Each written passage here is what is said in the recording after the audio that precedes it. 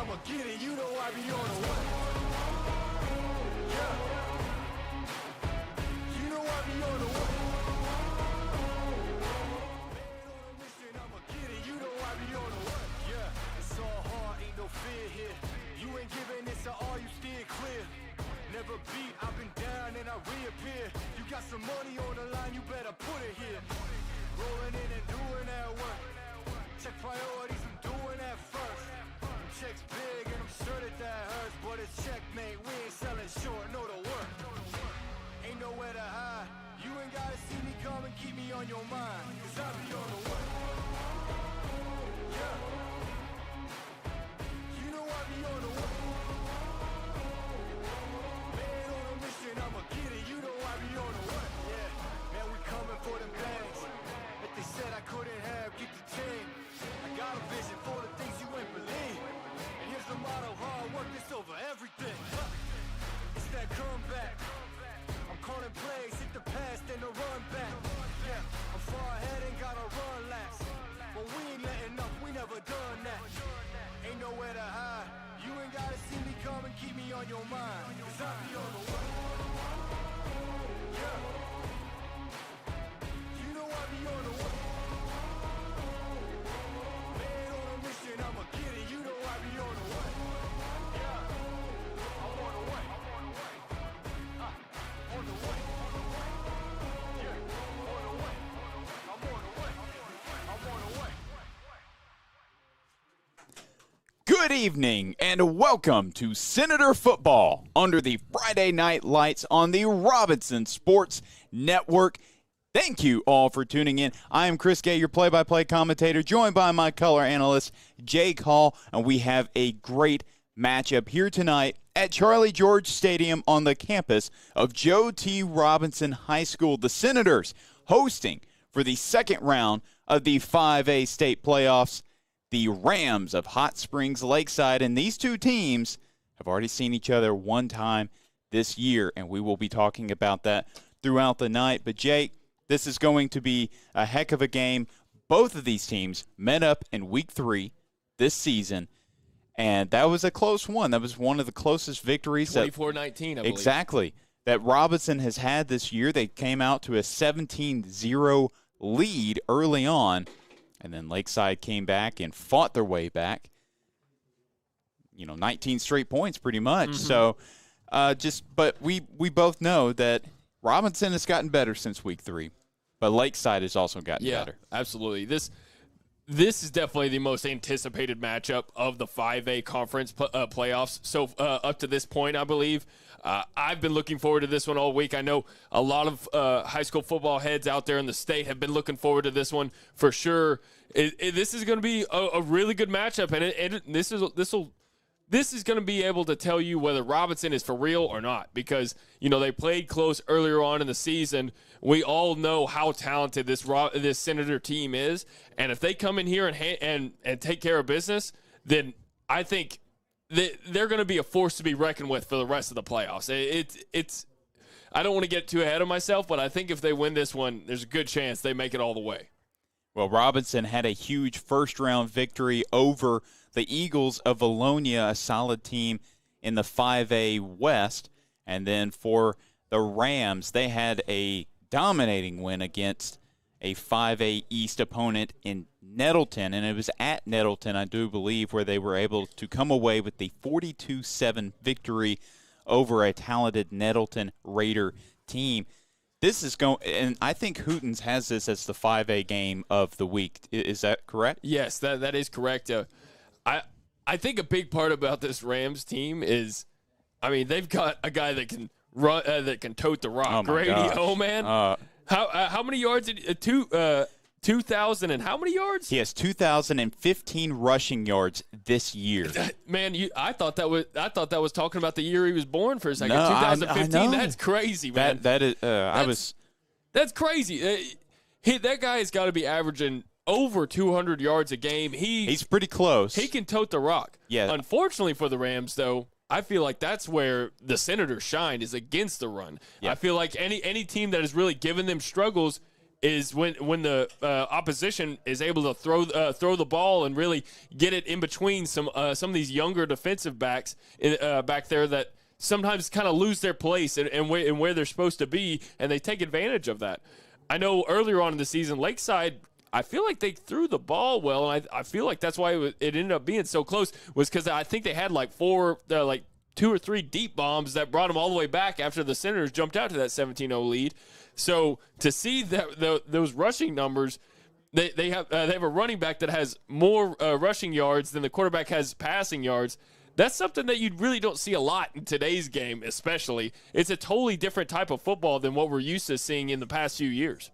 Right, and you mentioned the passing attack from the Rams in Week 3. Wally Walcott is the quarterback, and I will say the rushing attack for the Rams was pretty much stopped in that first half, so they had to go to the air, and Walcott had a fantastic game, was 19 of 37 for 389 yards and 3 passing touchdowns.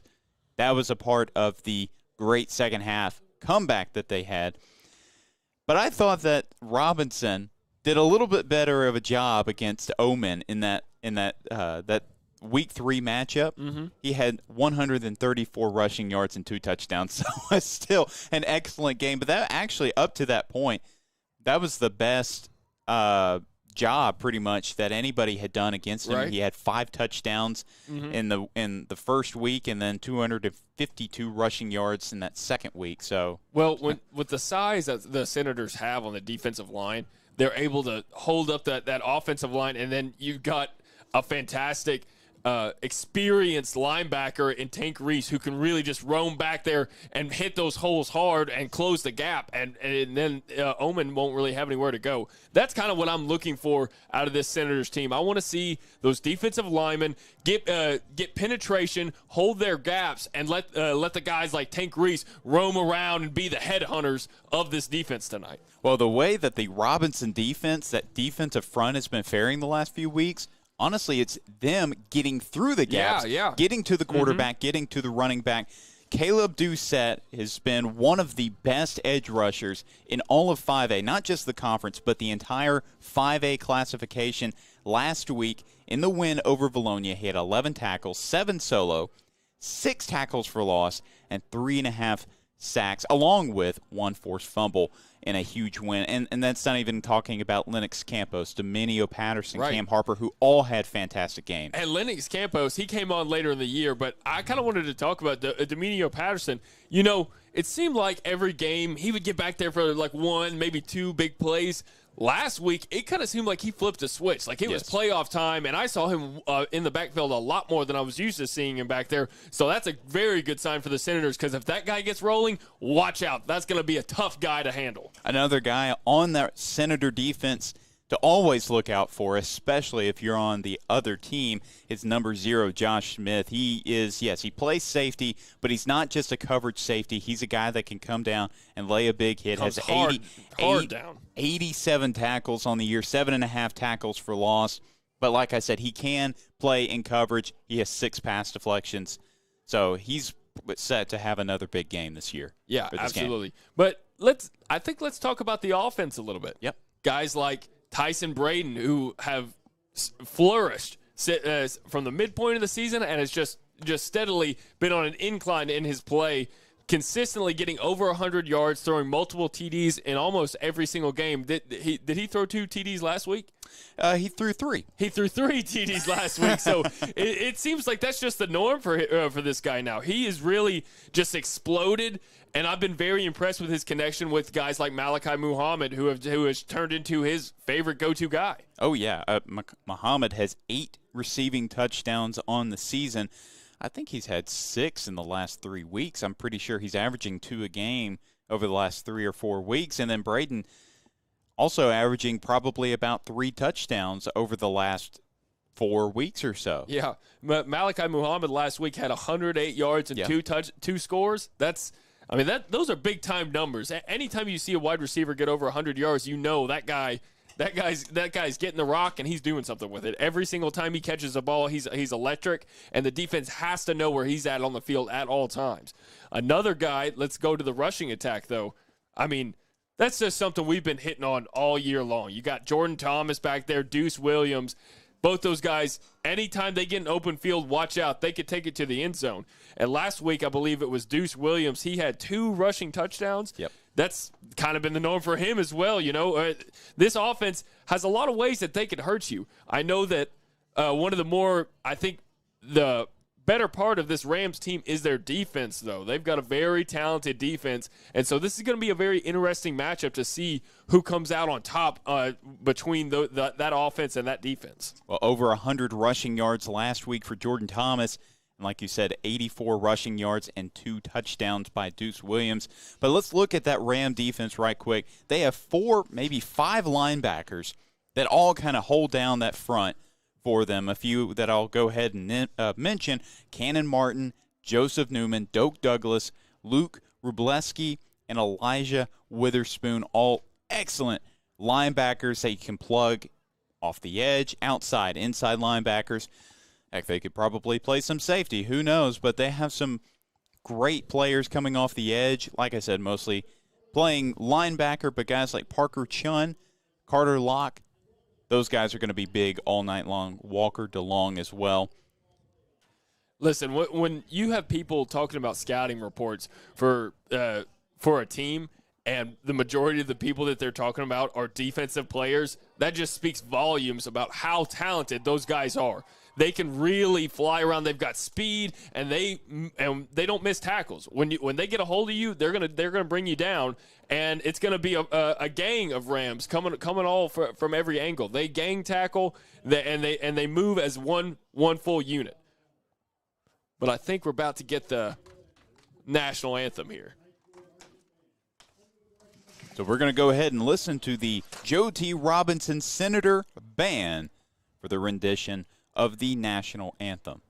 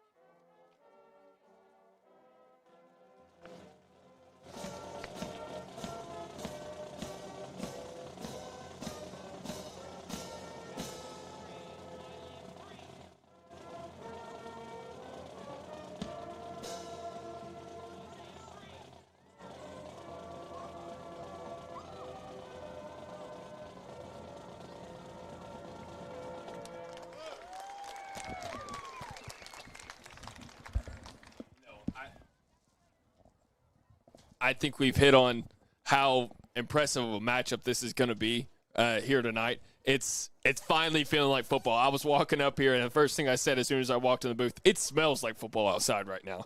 The temperature's dipping. People got their heavy coats on. That's when the real football is played. You got big hits out there. Everything just feels tougher. You know, I love football in some cold weather, and I'm excited to call this one here tonight. But I think, what do you think about touching on some of these other games around the playoffs? Well, first of all, I want to mention right quick, we got to see a great snow game last night. Oh, Cleveland yes, Browns thank you for bringing that up. That was the epitome of cold weather football. Yes. You got to love it. But there are some great matchups going on around the state. But let's stick to the 5A classification. We kind of bounced around a little bit last week.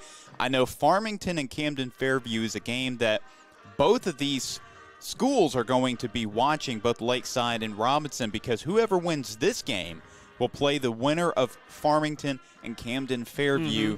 And I assume it will be either at Lakeside or at Robinson. I'm not sure who would have the higher seed.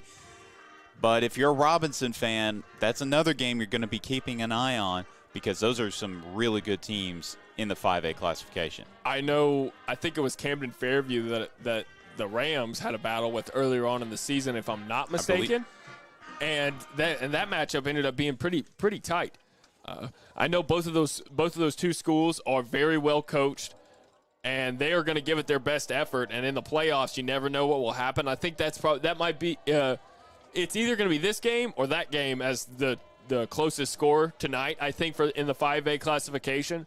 So I'm very excited to see who comes out on top in that matchup. You're exactly right. Camden Fairview did play, well, actually more like Lakeside played Camden Fairview at Camden Fairview, where it was a high-scoring affair. 43-36 was the win for Lakeside. But another game that we haven't mentioned, another PCSSD school, is Maumelle facing off against the Little Rock Parkview Patriots, and they're at a neutral site.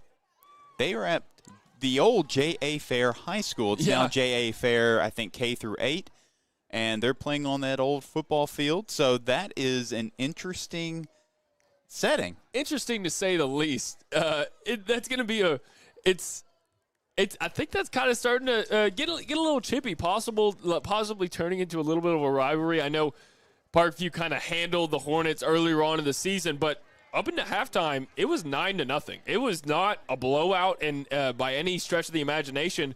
So if the Hornets can get that offense working, I know that they've got a very talented defense. If they can get that offense to start churning and scoring points, that's just going to light a fire under that defense to continue to play hard and try to stretch that game out to the limits and see what comes out at the end. You know, this is that time of the year. You got that playoff magic. Things can happen.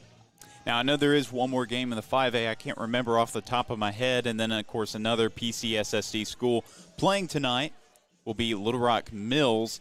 And I believe that so 4 of the 5 schools that are represented with the Natural State Sports Network are still alive in their respective classifications playoffs.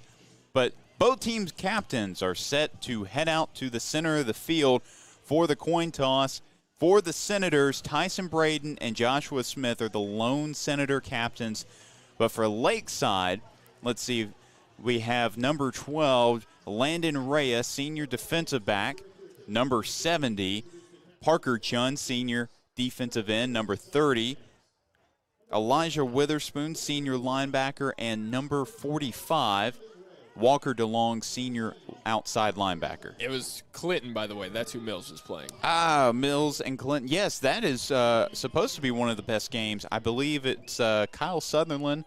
I heard on the buzz, I think it was on Wednesday, he was going down there to I don't know if it's at Clinton or at Mills. It's probably at Mills because I think Mills went undefeated. So, but he'll be over there at Mills, covering it for the Arkansas Democrat-Gazette. So, before these two teams run out onto the field, I do want to highlight one game that I think is probably the one game I'm going to be a little upset that I'm not going to be able to watch that's outside of the 5A classification, and that is a team that the Senators already played this season. That is the Pulaski Academy Bruins at the Fayetteville Bulldogs, defending 7A champions, Fayetteville Bulldogs. Hosting the Pulaski Academy Bruins their first year in the 7A. I think that one might be a shootout. It could be a very interesting game. Well, both teams have good quarterbacks, and that was another game that the Buzz featured earlier this afternoon. And I thought it was funny. Can't remember if it was Westmore or who it was, but they talked about comparing the two teams and called them two very arrogant teams because they both believe they can win that game. Yeah. Pulaski Academy is seen as a major underdog to Fayetteville, but Pulaski Academy is probably coming in there and saying, hey, we're going to win this game. Doesn't matter if it's at Fayetteville or at our house. Pulaski Academy is one of those schools that just really isn't used to losing. So no, they're not. They're definitely not going to go in there with their heads down thinking that that's already over. They're going to go in there and give it their best shot and might give Fayetteville a run for their money. And here come the Rams behind their great band, the Lakeside Band. That was something that Coach Escola had mentioned in preparation for Week 3 they had in the previous practice. They had the speakers blaring with band music because both Robinson and Lakeside have very strong bands, and they'll be kind of competing back and forth throughout the game, and that's exactly what happened in week 3. Both bands were really strong. A lot of teams don't travel with the band, but Lakeside does. Well, you know, I think more teams should. I think that's the type of atmosphere that you want to see in high school football. And the Senators just about ready to burst their way onto the field. Hey, this is big game moment right here. I want to see these playmakers for the Senators step up and just show out here tonight. As they come out here, we got some pyrotechnic action. It's going to be exciting. Here we go. Senator football just underway, and just under a minute now with the fireworks in the background. I didn't see who won the coin toss. I didn't either. I'm getting too caught up in the moment, not paying attention. But this first drive, as those of you that have been watching Senator football the last probably 5-6 weeks now, the Senators, when they have the football in their hands, their first drive usually ends up being a touchdown because they love to start fast. Whether it's on the ground, whether it's through the air, it's been through the air the last few weeks, but they love to start fast. And if you're Lakeside, it looks like Lakeside will be kicking off to the Senators. So if you're the Lakeside defense, you want to prevent the Senators from starting fast. Yeah, absolutely. But I do want to, let's just go ahead and get this out of the way. Big shout out to everybody that's tuned in this broadcast. I know this is one of the biggest games at 5A this week, so we appreciate you tuning in to our broadcast. And make sure you hit that like and subscribe button. We would really appreciate it over here at the Robinson Sports Network. And go ahead and follow us on all our socials. And I do want to give a big shout out. Hello, Miss Patterson. Welcome back to the chat. Always a loyal fan to these Senators. And the kick is short to Deuce Williams. Deuce waiting for blockers. He's got a big hole. He's got a big hole. Goes to the 50. There's a 40, 30, 25, 20. He's going to. He's still inbounds. There is a flag back around the 45-yard line. Man. Let us see what the call is. Right now it stands that there is a touchdown. I saw that. I saw that flag come flying. I was hoping it wasn't on the Senators, though. But if so, if that play stands, that will be a huge play to start this second-round matchup against the Lakeside Rams, and it will be on the receiving team, unfortunately. So that kick will be brought back. That would have been the first kick return touchdown, I believe, of the season by Deuce Williams, but unfortunately, it is brought back, so the Senators will now have decent field position at the 35-yard line. Starting off on a bad note because I don't even see a single hold on the field. I don't see a hold at all anywhere right there in the eyesight of that official. So I don't like that. I don't like that call at all. I don't like it at all. There was no holding. Well, the Senators have to deal with it anyway. 2 men to the left, 1 to the right. It's going to be a handoff to Thomas. Thomas breaks through. Thomas gets tracked down. A great play on first down for the Senators. That was Jordan Thomas, a near 20-yard run. That's a nice run right there by Jordan Thomas, just picking up where Deuce Williams left off. This team is made for big moments like this, and they're showing it, just jumping all over this Rams defense right now. Jaden Todd, Kyron Rhymes, the 2 receivers to the right. Malachi Muhammad to the left. Thomas still in the backfield. He'll get the carry on second down, and the Rams finally get to him this time. He does get pushed ahead for maybe 4 yards. Actually, they're going to mark him 2 yards shorter than where he ended up. So it will be 2nd and 8 from the 43-yard line of the Rams.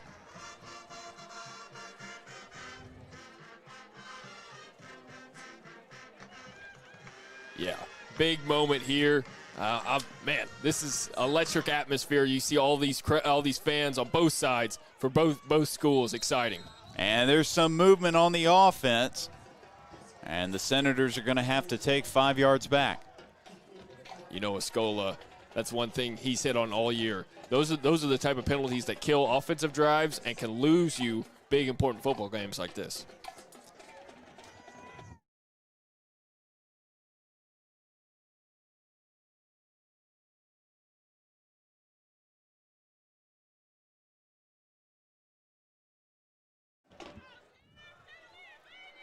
Second and 13 from the 48-yard line. Michael Hayes in motion. Braden, he lost the football. He falls on it. Whoa, that was late And hit. it looked like a late hit, but no flag on the field. So Tyson Braden and company will have third down all the way back to their own 44-yard line. Oh my goodness! Starts off with a penalty, and then something like that happens. That's not what you want to see if your coach's skull up. Yeah, 3rd and 21 on the first drive of the game. A first down is at the Ram 35. 2 receivers either side. Keep an eye on your left side. It's Malachi Muhammad matched up against the corner, Landon Rea. Braden, he's got time. Batted down by the defensive lineman, and that will bring up 4th down, and the Senators will send out their punt team.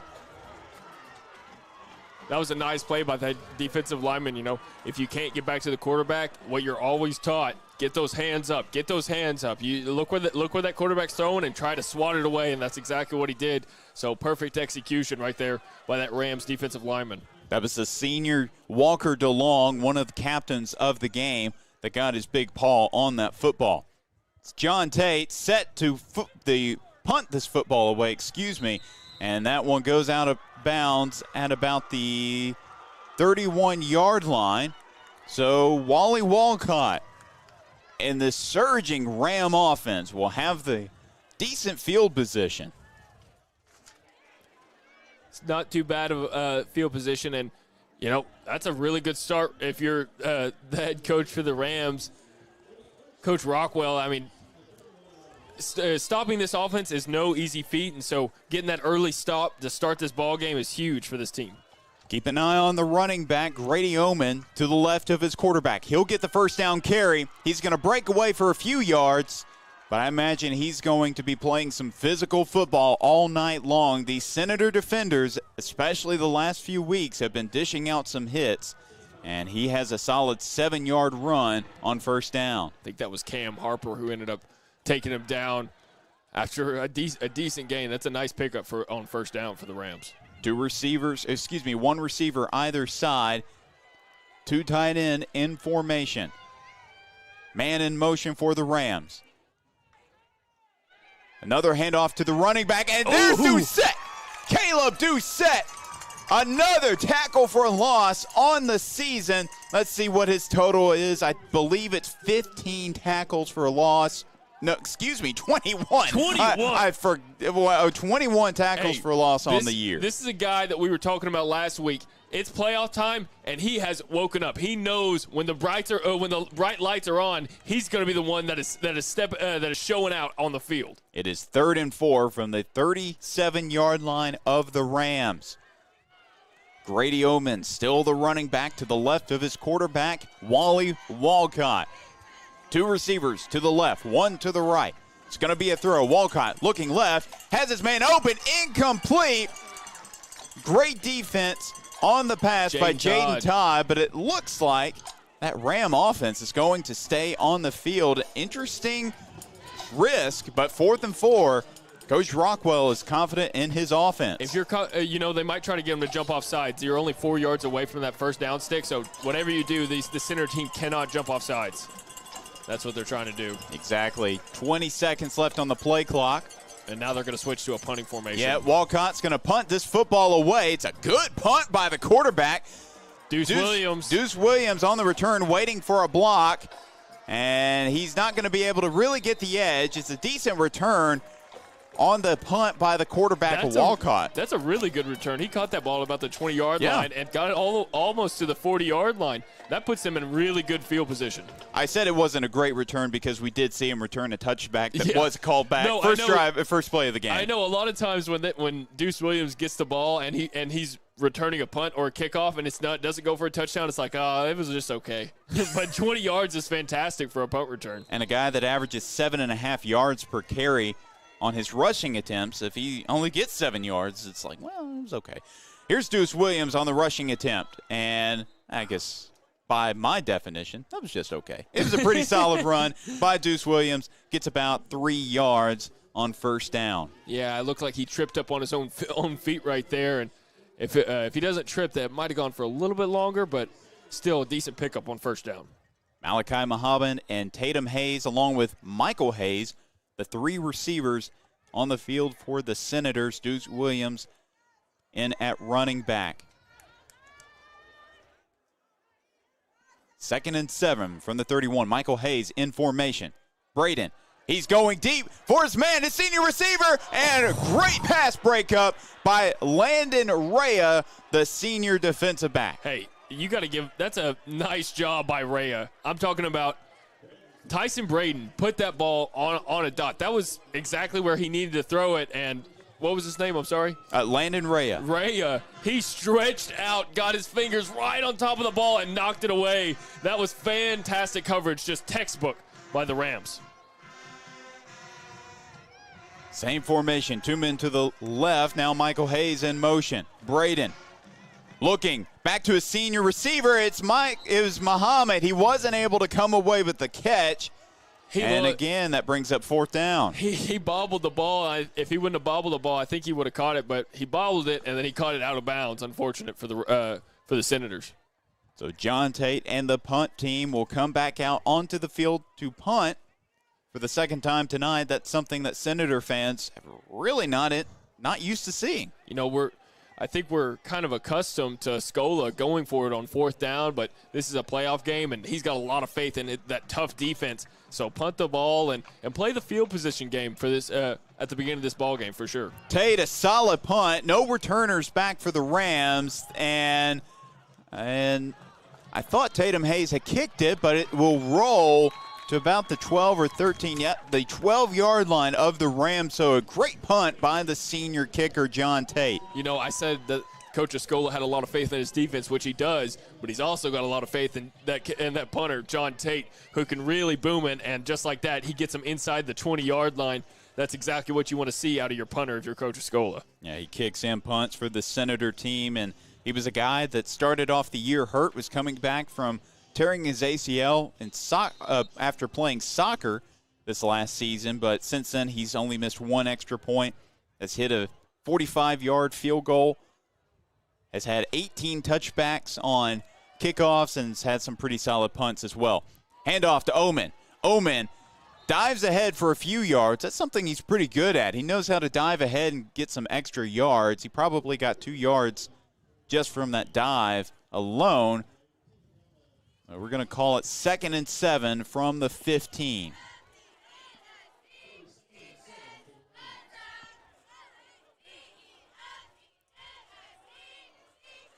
Rams sent in a different wide receiver. But honestly, when you watch this team play offense, it just seems like it's going to be a run for Oman every single time. Man in motion. Walcott, he's going to throw it. He's looking for a senior receiver, Vincent. No good. That would have been a great catch if he came up with it, but it brings up 3rd and 7 from the 15. Who was that in coverage, right? That was Josh Smith who was in coverage, and I think he was just a couple steps behind the receiver, but it was a tough throw to handle coming in, and he couldn't, and he bobbles it, hits the ground, and it's incomplete. So now they got a big 3rd down coming up. What are the Rams going to decide to do? And to your credit, you were saying you're so used to seeing these guys, and when you see this offense, you think and run, which, I mean, that's kind of what you do if you're going by the book. Get the ball into the hands of your best player, which is definitely Oman. But now they're in a passing situation, and I believe we might see Mr. Doucette in the backfield. Walcott, pressure coming. Can't come away with the reception, looking for his senior receiver, Ryan Ballard. And that brings up 4th down. And now the Rams do bring on their usual punt team to punt this football away. So already, with just 6 minutes left to play in the first quarter, both offenses having trouble getting started here. You know, in this cold weather, a lot of times people say that's where the defenses show up. And they also say defenses travel. So, you know, this offense being slow for the Rams, well, their defense has not been slow as they are really holding the Senators down. And the Senators are having a slow start as well. I think the Senators just got to cut out on those self-inflicted penalties. And the Senators are going to let that one roll to the 45-yard line. That was just Cardis on the punt for the Rams. But Tyson Braden and company looking to finally get some momentum going in this game. So how many punts is that now? We had one, that is two, four three, punts. Four punts already. 4 punts. We haven't seen a lot of that No. or in this season for the Senators. So the Rams are holding tough, and the Senators are playing the field position battle. And right now they are in they're starting this drive in a very good position. Michael Hayes, Jaden Hodd, and Malachi Muhammad, the 3 wide receivers. It's a handoff to the running back, Jordan Thomas. Thomas, he's quick, and he gets about 6 yards, maybe 5, on that first down rushing attempt. Yeah, that was a nice run from Thomas, and I think something that these running backs are used to, at least what we've seen from them so far this season, is they've hit the holes and they've had a lot of room to work with. This Rams defense is not going to give you too much space. They are going to be on top of you very quick, so you're going to have to take some of those tough hits and get some tough yardage. Braden. Excuse me, I wasn't watching the football. That was a rushing attempt by Jordan Thomas again. Gets up maybe to the line of scrimmage, and that brings up 3rd and 5. 3rd and 5, still a very manageable distance for a 3rd down conversion here. It's going to be interesting to see. I'm not sure. I think if I'm Coach Escola, I wouldn't be afraid to hand this ball off to Thomas. Trust in your running game. That's kind of what's gotten you here. I know Tyson Braden can throw the ball, but trust your running backs. Thomas to the right of his quarterback. Man in motion is Hayes. Hayes goes back the other way. It's going to be a pass to Michael Hayes, the senior receiver, and Hayes gets stopped behind the line of scrimmage by Walker DeLong. They are all over this passing game right now. Very impressed with how this Rams defense has shown up here tonight. And it's going to be another punt by John Tate and company. So again, it'll be Ben Vincent receiving this kick for the Rams. And we can tell everybody here from both sides here at Charlie George Stadium, they are just waiting for one play to wake them up and get them going. It seems like everybody's kind of holding their breath, waiting for that big exclamation mark of a play. Tate, great punt, and Ben Vincent receives a kickoff. I believe he called fair catch, had contact, but no flags, and Coach Rockwell not happy with the no call. Regardless, the Rams will have the football at their own 25-yard line.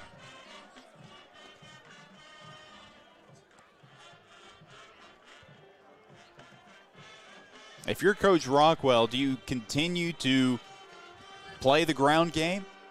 Continue to give the football to your star running back, Omen? I mean, I think that's what I'd lean on. I was just thinking they have 2 great senior wide receivers. They haven't really been utilized so far tonight. And, well, it'll be, of course, a run to Omen. Omen, he's going to break away. It'll be Deuce Williams that brought him down after about 7-8 yard carry. That's something I brought this up earlier. When it's cold like this out here, when you got a big bruiser of a back like Omen, keep feeding him the football and make those guys bring you down. Those tackles and these hits hurt a lot more in the cold. I can promise you that. 2 receivers stacked up on the right, 1 lone receiver on the left. Omen, he's going to continue being the running back. He's going to get another handoff. He'll have the first down for the Rams. I believe it was Darnell Clark for the Senators, the last man to bring him down. If this game continues in this type of fashion, this is going to be a knockdown, drag-out type of game. It's going to be a close one, and might come down to who wins the turnover battle. It seems like both of these teams are executing very well and not making any mistakes. So it might be who makes the first mistake. Well, both of these teams average over 35 points per game. It will be interesting to see how it goes. Omen finally gets some big room to run, slides down to the 37-yard line. That's just a great run by Omen and nice blocking from the Rams.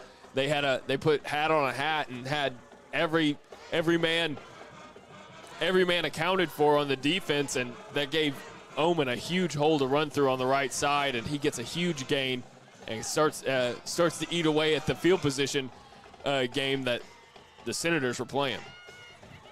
Of course, we haven't really seen a lot of outside runs for Omen so far tonight, but that was the first one and looked pretty good right there. Yeah. 2:04 left to play in this first quarter. Back to Omen. He's following his left guard, and he doesn't get much there. Todd and Patterson in to make the stop for Robinson. Just 1 yard gain, and that brings up 2nd and 9 from the 37-yard line. That's what the Senators need to do. They have got to get early stops in possessions and try to force them into passing situations. They don't feel comfortable passing the ball. That's why we keep seeing them hand the ball to Omen. So you got to get them, make this offense uncomfortable and force them into situations they don't want to be in. 3 receivers left side. Walcott, he's looking left. He's going deep for his receiver. It's Ballard, Ryan Ballard, touchdown Rams. Well, Ryan Ballard had a great game against the Senators here in Week 3. Had a couple of touchdowns in that game and looking like he might have another solid outing here in the second round of the playoffs.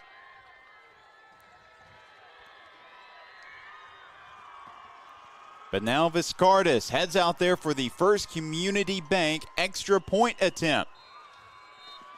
Yeah, that was a fantastic throw by the Rams. And that's what we saw from them in the Week 3 battle. That's how they scored most of their touchdowns, were on big deep bombs like that. Van Beber is his holder. Viscardis, that kick is up and it is good. First Community Bank, where your community and the Senator community come first. And not only is that how they scored most of their touchdowns, but I feel like that's kind of been their Achilles heel on defense all year long. Is they can give up those deep shots every once in a while, and this is not the type of game that you want to be giving those big plays give big plays up for sure. Ryan Ballard has just had a solid year. That's his 10th receiving touchdown on the season, averages about 27.5 yards per reception. He's a big play wide receiver. Also plays a little bit of quarterback, but he's a guy that was hurting the Senators in Week 3, like I mentioned. And, you know, against man coverage, he's very dangerous of a wide receiver. And Walcott puts that ball on a string. He's got a good arm. Mm-hmm. He definitely does. He's definitely got the arm for the deep ball, that's for sure. I will say this, Omen being a senior, so for those other teams in the 5A South, you'll be glad that this is his last year playing for the Rams, but they'll have one more year of Wally Walcott at quarterback. And I imagine next year he will get plenty more opportunities to show off his arm talent. They have some good backup running backs, but maybe not Omen caliber. Jonathan, appreciate your input. We are going to check out that camera, make sure we get everything, get the focus right, and we don't run into that problem. Malachi Muhammad brought down about the 34-35. There is a flag on the field. Let's see what the call is. It was a short kick by Viscardis. Malachi Muhammad caught it around the 20, and it's going to be a holding on the Senators.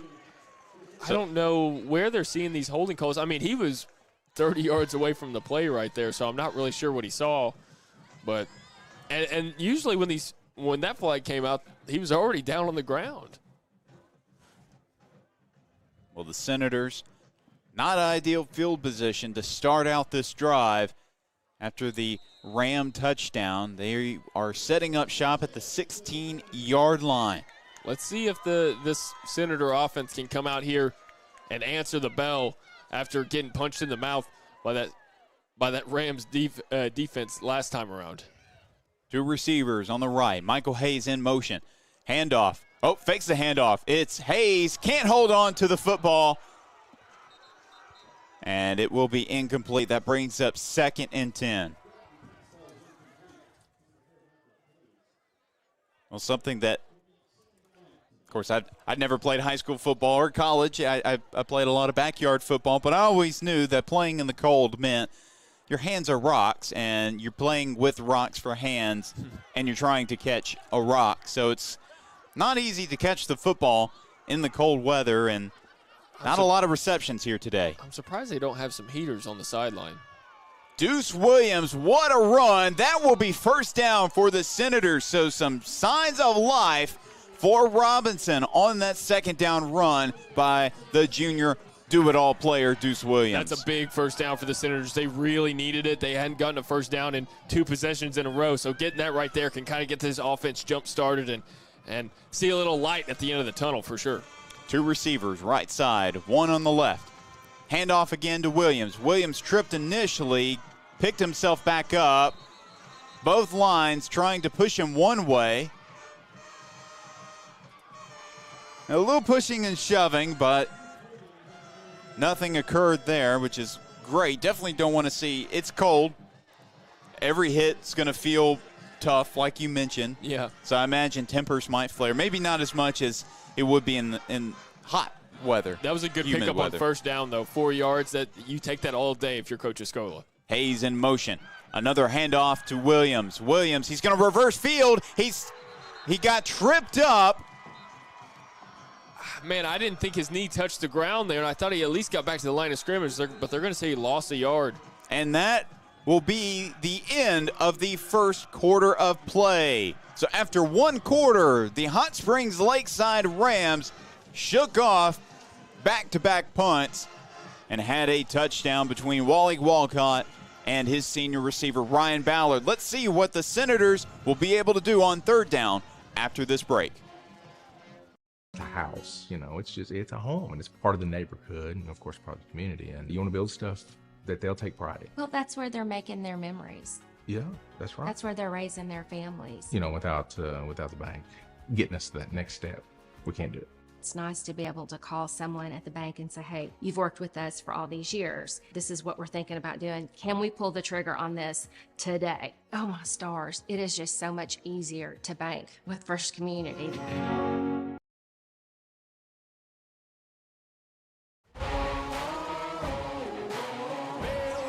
I'ma get it, you know I be on the way. Yeah. You know I be on the way. And welcome back to the second quarter of action on the Robinson the Robinson Sports Network. Braden throws a dart to Muhammad. Muhammad trying to fight around defenders, and a huge pickup on third down between Braden and Muhammad. The senior connection. 32-yard pickup with the dart thrown from Mr. Tyson Braden. First connection of the ball game for him as he – that's technically his second connection. So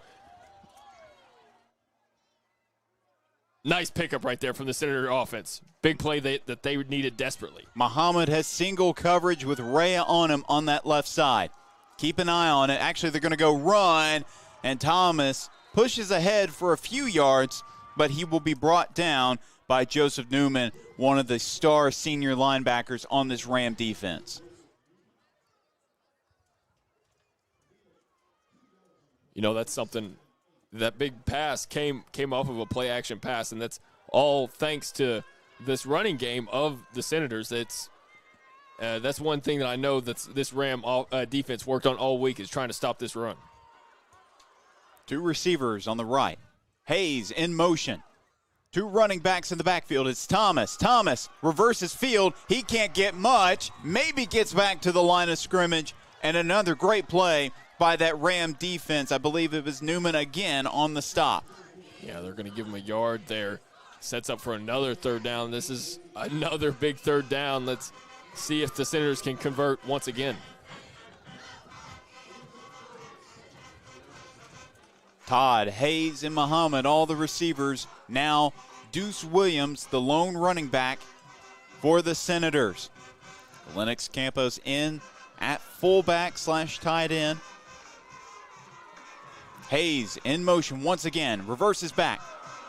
It's a bad snap, picked up by Deuce Williams. Deuce Williams trying to make something out of nothing. Maybe gets back to the line of scrimmage. Good recognition. The snap came a little early and hit Michael Hayes, which caused the football to fall on the ground. I think that's what they were trying to do. I think they were trying to snap it to Hayes as he was coming across. I don't know, because Braden sure didn't know where that football had gone. I think he was a little confused. But now it's 4th down and 7 from their own 35, from the Ram 35. The offense remains on the field, so Coach Escola needs points, needs them now. Braden steps back. He's got pressure. Braden, he's going deep, looking for Muhammad, and they can't come up with the football. Swatted down, I believe, again by Landon Rea. So great defense in the end zone by the Rams, coming up with a huge stop on 4th down. Yeah, that was just great coverage by the Rams. They were all over it. It was going to be a tough catch. I think if Braden might have gotten rid of that ball just a little bit earlier, I think Muhammad might have been able to run under it before the coverage got there. But that's just a tough play to get around. But, hey, you've got faith in this defense to get a stop here. This Rams offense got a huge play. If you can limit their big plays, you might be able to get a stop here. 2 receivers, left side. Ben Vincent in formation for the Rams. It'll be a handoff to Omen. Omen breaks through a few tacklers, but immediately shut down by Tank Reese and Josh Smith. Yeah, that was a nice 2-yard pickup from Omen. Omen's one of those guys, you're not going to take him down with just one guy. You're going to have to get a couple, if not few guys to bring him down. He's a tough runner. And he's got some great stamina. He has not come out of the ball game so far. He does play a little bit on defense, really played a lot on defense last year, but I think Coach Rockwell was like, we just need to keep this guy on offense the whole time. I mean, he's got to have at least like 12 rushes already, right? Probably. And it's going to be a stoppage on the offense, and that will send them backwards. False start. False start. The Senators catch a break. That's a huge break for the Senators, pushing them back and getting them behind the sticks like that. Just the first penalty of the game on the Rams, I do believe. The several penalties we've already seen this evening have been on the Senators. I know this crowd, maybe not the Ram crowd, but the Senator crowd, sure nice to finally have a penalty not on them.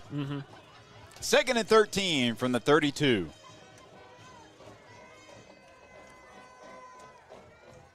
Two receivers right side, one on the left. Tight end in formation.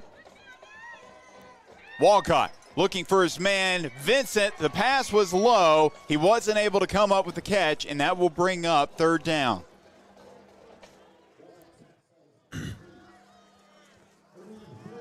Walcott, we talked about it earlier. He's got an arm. He can throw that deep well, but I think he's kind of struggles on those intermediate throws coming across the middle and situations like that. So if the Senators can limit those deep ball opportunities, they're going to be cooking with some grease then.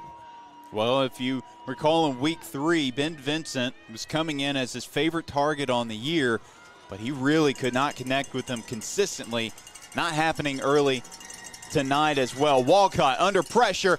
Interception by Michael Hayes. He dropped it. Oh, that was read perfectly by Hayes.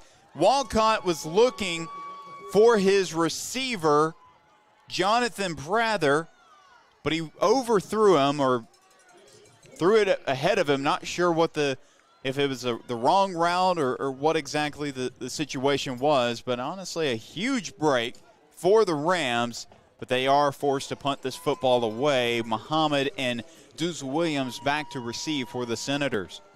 That would have been the first mistake of the ball game for either side, I believe. Viscardis, the punter for the Rams. No pressure. He thought about running it, It'll be a high punt. Deuce Williams calls for the fair catch, and he's able to hold on to that football. I don't think he thought about running. I think he held on to the ball a little bit longer to let his coverage team get down the field since nobody was trying to block it. Well, I know he was looking. There was no pressure coming his way, so I think he thought about it, but there were two Senators in contained formation on either of the sidelines, so that made him change his mind. But the Senators have the football at their own 33-yard line. Let's see if Tyson Braden and company can get something going here on this drive with 8:18 remaining in the first half. Now, Jake, do you reestablish the running game, or do you try to keep going back to the air? I think you got to lean on your running game if you're Coach Escola. That's kind of your backbone. I know you can let Tyson Braden just start slinging the ball, but I think if you start throwing the ball a lot, I think you're asking for trouble. You might run into an interception or something along those lines. So I think you definitely don't want to ever get too far away from your run game if you're the Senators. Jordan Thomas gets about a yard on that first down carry. Kyron Grimes in motion. Thomas. Oh, he's got some finally room. Breaks away. Thomas with a big run, trying to break through, but is brought down, but not before picking up maybe a 30-yard carry there. About a 35-yard yard run from Jordan Thomas. So maybe that's the play that the Senators need to wake this offense up. Man, you don't see him get caught, and when he's got that type of space, you don't see Jordan Thomas get caught that often. He's got some fantastic speed. Senators wanting to go fast here. Braden's going to look back to his sideline. Two receivers, left side of Grimes and Muhammad. Tatum Hayes, the lone receiver on the right. It'll be a handoff again to Jordan Thomas. Thomas pushes up. He's following Patterson.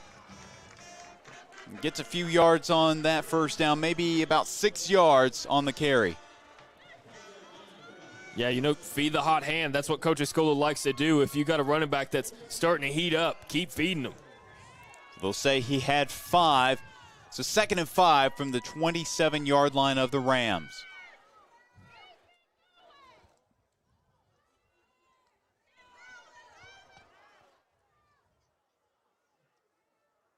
Rams showing pressure.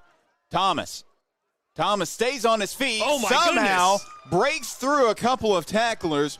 We have, I believe, the defensive coordinators or some of the defensive coaches occupy this room to the right of us, and I just saw when Thomas broke through that tackle, somehow got away, they just all kind of threw up their arms and just looked pretty annoyed. I don't know if they're offense or defense. Well, broken tackles can really hurt you on defense, and he showed it there because he was stopped right at the line of scrimmage, somehow just carried a couple guys and got 4 yards out of it. Now they're only a yard away from that first down marker. Huge play from Jordan Thomas. And a new formation for the Senators. Looks like they're going to go run here. It's Deuce Williams on the carry. He's following his blockers. He's got enough for a first down, following Big Dominio Patterson. When in doubt, follow that big tackle. Nice 4-yard pickup there from Mr. Deuce Williams. Get the yards that you really need there on third down.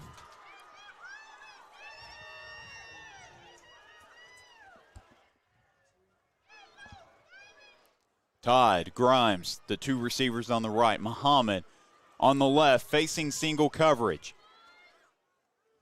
It'll be another handoff to Williams. Williams gets maybe 4 or 5 on the first down carry. It'll be about 5 yards, more like 5.5. Let's just call it 6. They're going to call it 6, so 2nd and 4 from the 13-yard line. So the Senators in the red zone and knocking on the door of the end zone. Grimes in formation. Look at him go. There's Look at him go. Williams. Touchdown, Senators. Magic Man Deuce Williams has a nose for the end zone, and he gets there every single week. He had 2 last week, and that is just his first of possibly more on the evening. So John Tate and company head out for this first Community Bank extra point attempt. That's exactly what the Senators needed. great job by that offense to answer back after the Rams started off with a touchdown in the first. Braden the holder. Snap is good, and the kick is up, and it is good. So the Senators tie this football game at 7. Let's hear from our sponsors, First Community Bank. First Community Bank is proud to serve the Little Rock community. We offer personal service and expertise and a full range of financial services that meet your needs. For all of your banking needs, First Community Bank has you covered, and if you need help figuring out which product is best for your needs, our knowledgeable and friendly staff are ready to help you find the best solution for your situation. First Community Bank, where community comes first. That was a fantastic drive by the Senators. They had a long ways to go, and they got there. And that was just, you were asking me, should they start passing the ball more or lean on the run? And I said, you can't get away from the run. And just like that, they showed you they can tote that rock when they need to.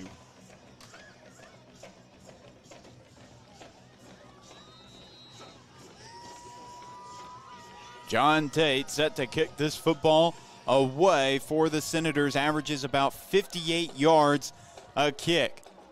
And that's another bomb to the end zone. And now the Rams will have the football at their own 20. So, now that the Senators have some momentum, I expect this defense to come out there with a little fire on their belly. See if we can't get a couple tackles for loss. See if you can't get guys like Lennox Campos or Caleb Doucette in the backfield to try to cause some chaos for that quarterback, Walcott. Walcott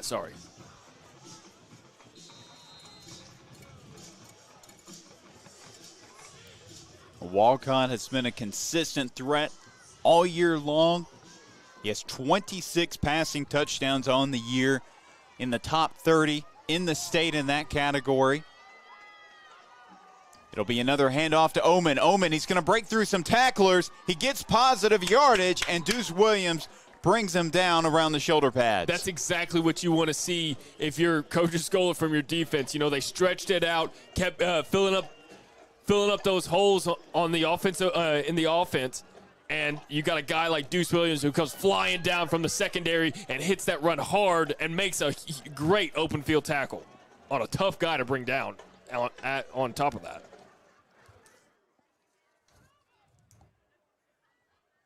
Just another little observation to the right of me in the away coaches booth. I believe these are offensive coaches. I'm not really sure. It's probably one of each. Another handoff to Oman. Oman brought down by Darnell Clark, the defensive end / running back, that I will say. Yeah. The Senators will bring some more size to their defensive line, bringing in Dominio Patterson. He brings him down, but not before he gets a nice 3-4 yard pickup, and now it's a totally different situation. 3rd and 4. They could either run it or they could pass it here. I wouldn't be surprised from either. So let's see what the Rams have in store on this big 3rd down. 2 receivers, right side, 1 on the left. Walcott looking left for Ballard. Ballard has the first down for the Rams. It was a nice button hook route, and he has his 2nd catch of the evening. Yeah, they were playing some very loose coverage there. The Senators were. He was backed off of him quite a bit, and they took advantage of it with a little stop route, and he put the ball right where it needed to be. Good pass.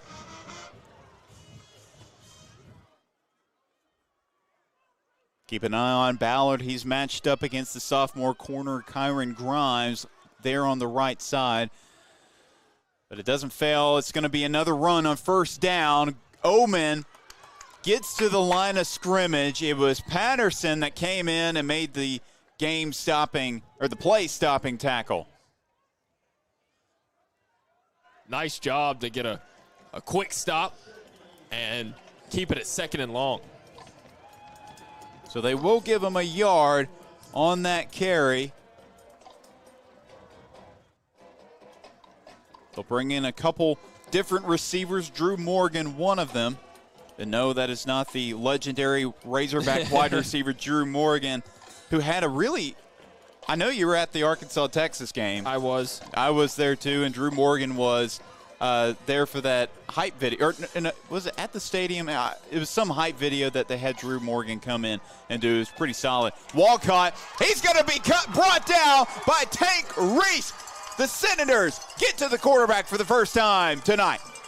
Huge play right there by the Senators, and that sets them up in a 3rd and very long. That's exactly what you needed if you were a fan of the Senators defense. And there's going to be a timeout on the field. I believe it might be taken by the Rams, but that will be our first timeout taken.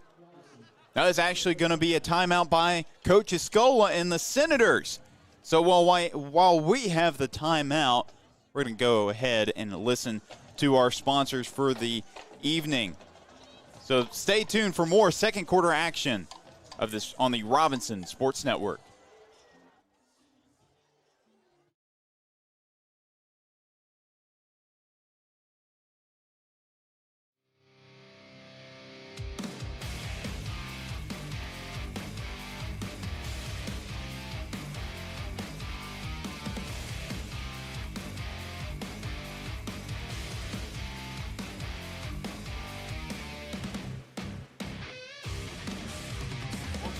We'll just do that. Yeah. And welcome back. 1:38 left to play in this first half. The Lakeside Rams have the football at their own 26-yard line. 1:38 left to play in this first half. Jake, it is 3rd and forever for the Rams. You know, there's a minute 38 left, and the Senators still have 2 timeouts. So they're going to throw a deep ball here and potentially give the ball back to the Senators. Walcott. And that is, I believe, good enough. He got it. That's going to be a Rams first down. That was Drew Morgan looking like that former Razorback on a huge catch and run that picks up 19. That's a huge gut punch if you're on the defense for the Senators. You do all you can to set them up in a very tough position to convert, and they still manage to convert on a 3rd and 20. That's a huge play for the Rams. Viscardis is on the sideline, warming up his leg, possibly a field goal. Just a minute left. Walcott, he's going deep. He doesn't want a field goal, and broken up by Michael Hayes. Great pass breakup, the second of the night by the senior UCA commit. That was almost a huge interception right there from Michael Hayes. He got his hands on it, and the receiver had to play a little defense and knock it away.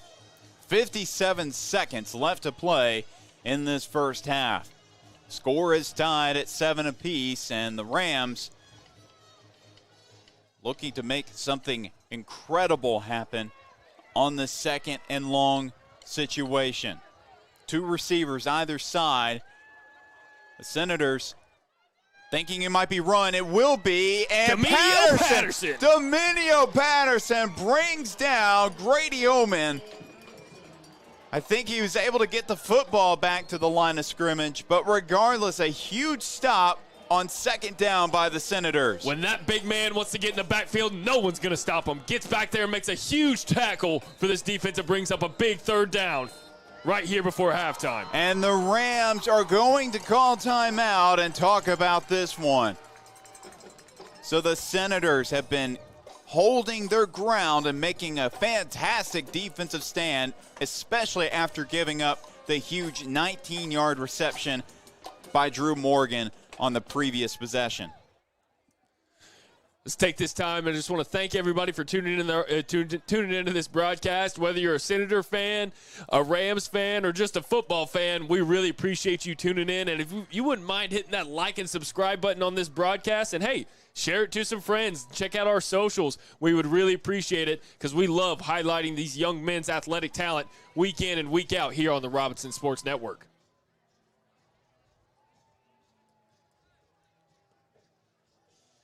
So I'm trying to get in the headset of Coach Rockwell. And what I'm thinking is you got 34 seconds left before halftime.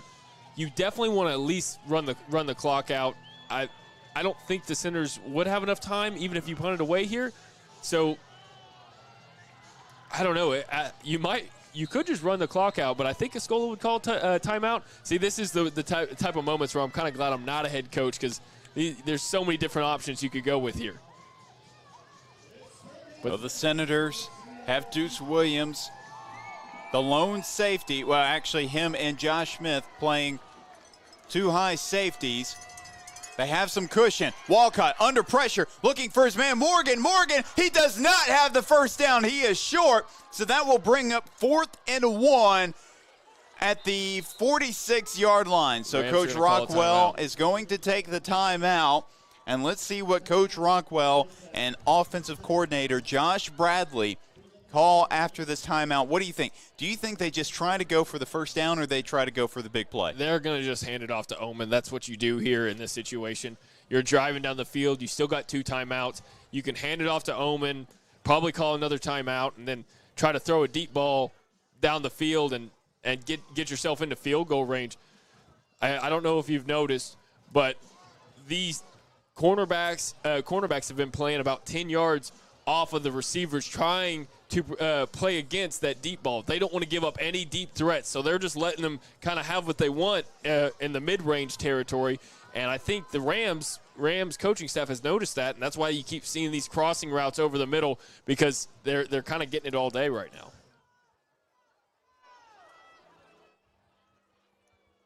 Fourth down, big play right here for the Senators. Keep an eye on number 44, Grady Oman, as they break the huddle. Oman to the left of his quarterback, Walcott. The Senators fully expecting run here. That's what it will be. Oman, he has the first down and a little bit more for the Rams. And Lakeside wants to go fast here. They only have a few seconds. It's 17 seconds, and the clock is running.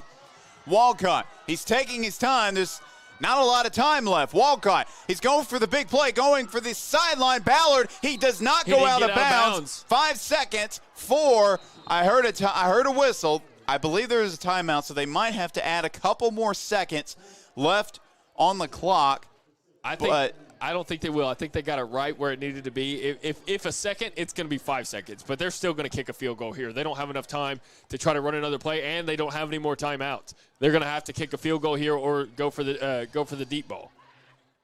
Even though that pass was complete to Ballard, I'm not sure who made that tackle, but a great job making the tackle, preventing Ballard from going out of bounds and keeping this clock where it is. Them having to use their final timeout of the half. And like you said, I believe they will send out their kicker. I'm trying to eye him on the field. I haven't spotted him, but just 4 seconds left to play in the first half. And this is potentially a huge play for both sides. And the offense remains on the field for the Rams. No Grady Oman. He comes, I say that. He's still on the football field.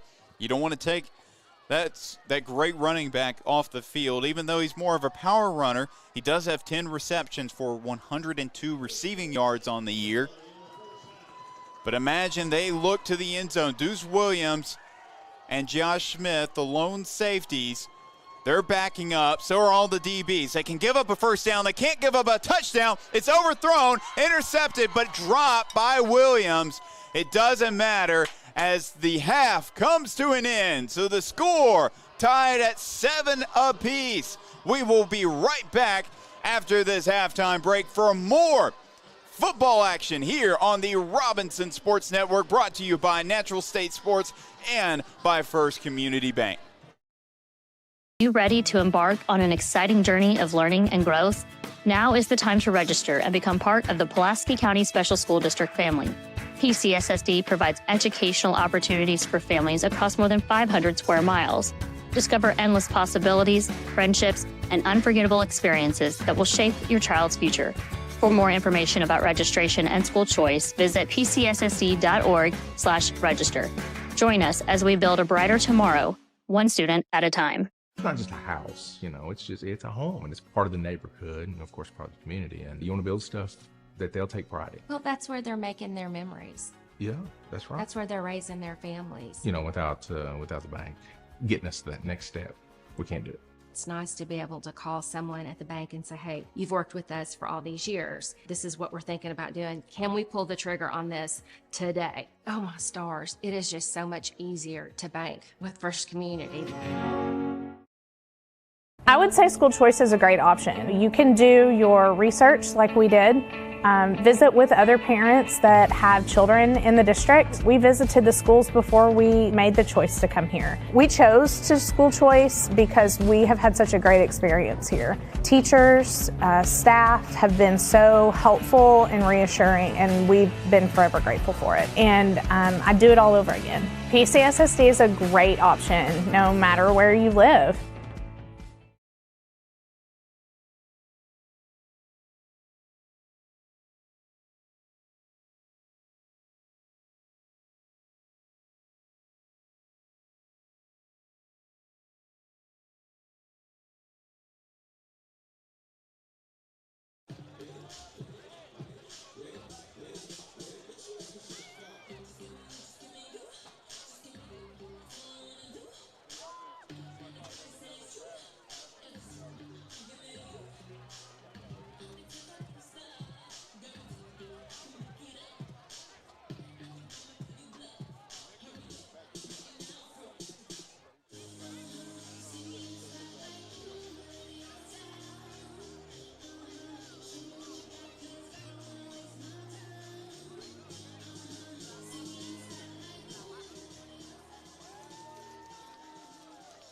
Ladies and gentlemen, give it up for the Robinson High School cheerleaders.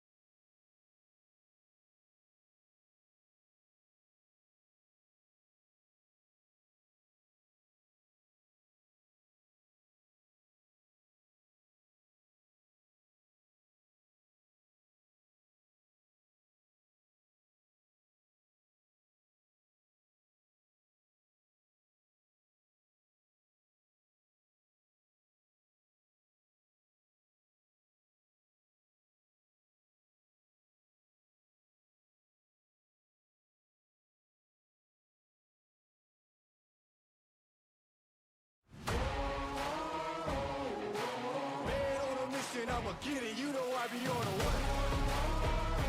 Yeah. You know I be on the way. Man on a mission, I'ma get it. You know I be on the way. Yeah. It's all hard, ain't no fear here. You ain't giving it, so all you steer clear.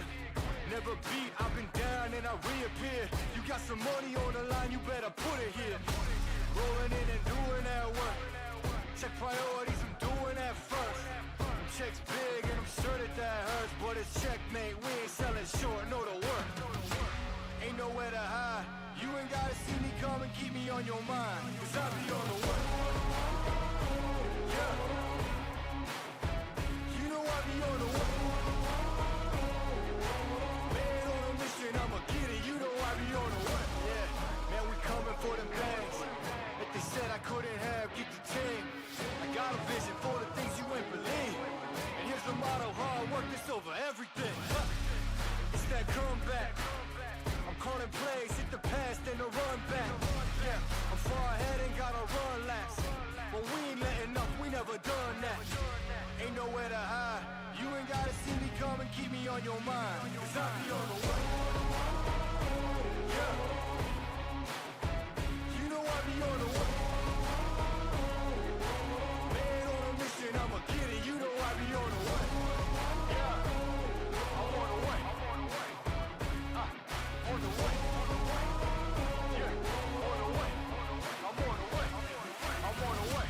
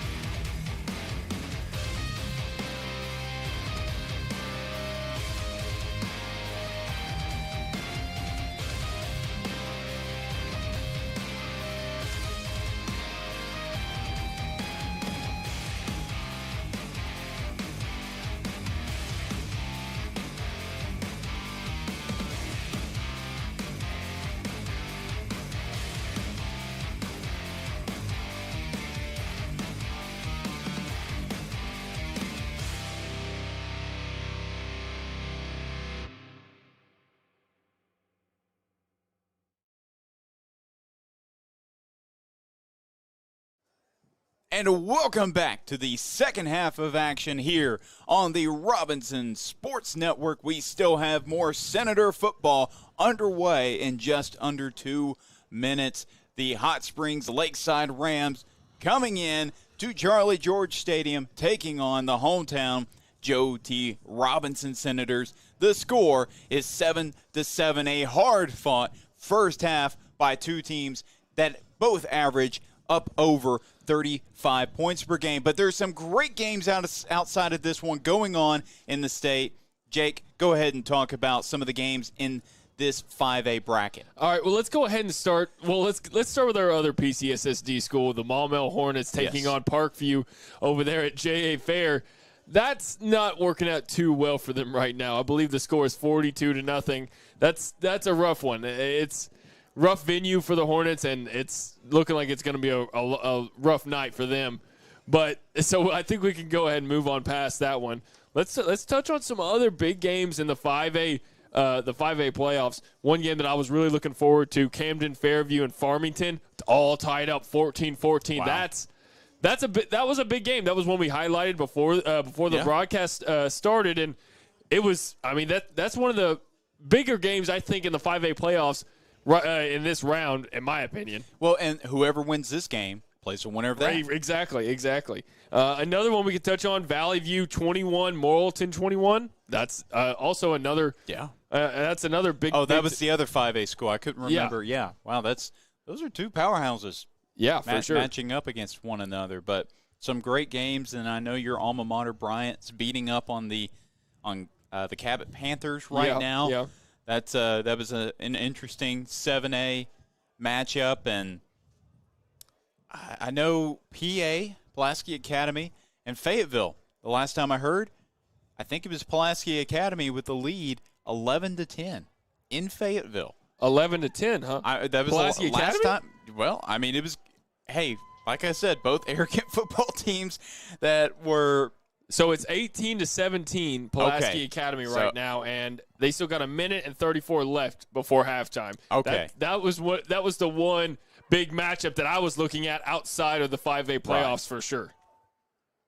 But a lot of great games going on in the state of Arkansas, and including the one right in front of us. Exactly. Joe T. Robinson. They're ready to go ahead and get the second half underway. And if you are Coach Escola and this offense, defense, doesn't matter, this coaching staff, what are you dialing up to get this team going? You know, the run was really working out well for them. They gave the ball back, and they just couldn't get it back. There wasn't enough time on the clock to really get the ball back away from the Rams right there before halftime, so we didn't really get to see them build on that momentum that they had started offensively, and we're not going to see it at the start of this half. They're about to kick it off to the Rams offense, who seemed to have the pass dialed in and was hitting a lot of stuff over the middle for the Rams right there before halftime.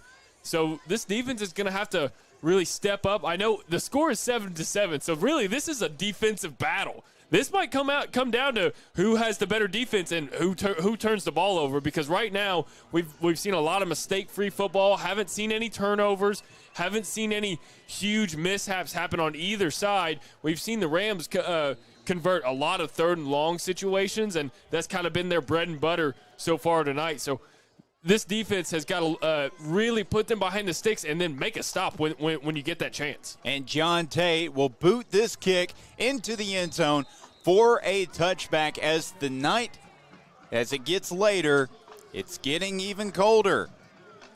Some old-fashioned, traditional fall. It's still fall. It's not quite winter, but some fall football. You got to love it, but you got to hate the cold. See, I love the cold. I love when the sun starts going down early. That's when I start getting in my element. It really feels like football season's here, and you get fantastic playoff games just like this. I say I don't like the cold, but I'm sitting here wearing shorts, so I have poor planning with my clothing options. But the Rams have the football. Imagine this might be a run. It's going to be a shovel pass to Omen. Omen breaks ahead, gets a few yards, maybe 4 on the first down rushing attempt. I believe that was number 9, Corey Crusterson, who brought him down there after only a gain of about 3. I thought he gained like 6, but they brought him down and kind of held him to a minimal gain. 2 receivers stacked on the left side. DeLong, the fullback, in motion. Handoff again to Omen. Omen gets tripped up. I believe it was Tank Reese, exactly, who was able to come up with the shoestring tackle. Only about a yard on that carry. So now it's 3rd and 5 from the 25-yard line of the Rams. Tank Reese met him in the hole and made him veer away, and he managed to get in there and make a really big tackle, because if not, I think that was going to be an easy first down for the Rams. So nice job, Tank Reese.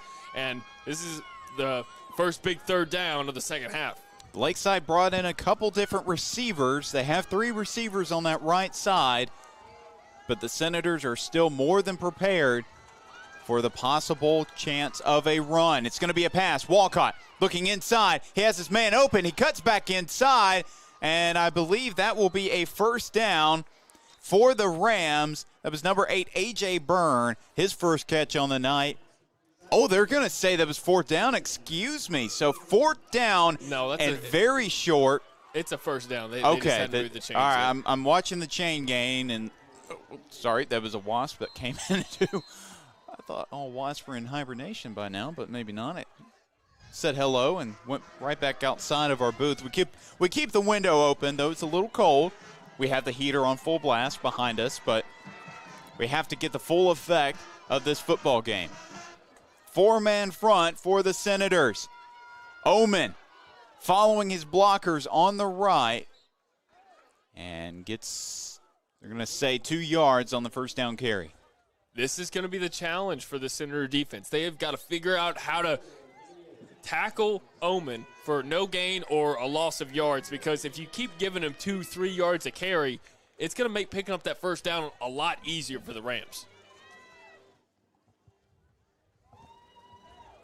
2 receivers, right side, 1 on the left. Omen, just go ahead and let you know Omen's not ever going to leave this football field. It's going to be a Walcott under pressure. Patterson wraps him up. Patterson and Doucette in for the huge stop, and that brings up 3rd and long. That was Mr. Lennox Campos who gets back there, flushes him out of the pocket, only for him to meet the big guy, Dominio Patterson. Nice sack for the big man.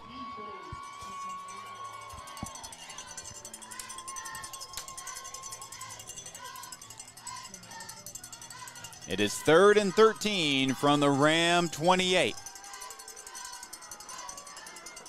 3 receivers on the right, 1 to the left. Senators back in formation and coverage. It's going to be a great catch by A.J. Byrne. Holds on to the football through the contact and has the first down for Lakeside. They're floating it over the middle, and Walcott is very confident getting it over the middle. It seems like they can hit that pass every single time they need to on 3rd down. So the Senators are going to have to change up some coverages and figure out a way to jump those routes and maybe come up with a pick. It's a junior-to-junior connection for the Rams, and they have the football at the 45. 1 receiver lone on that left side.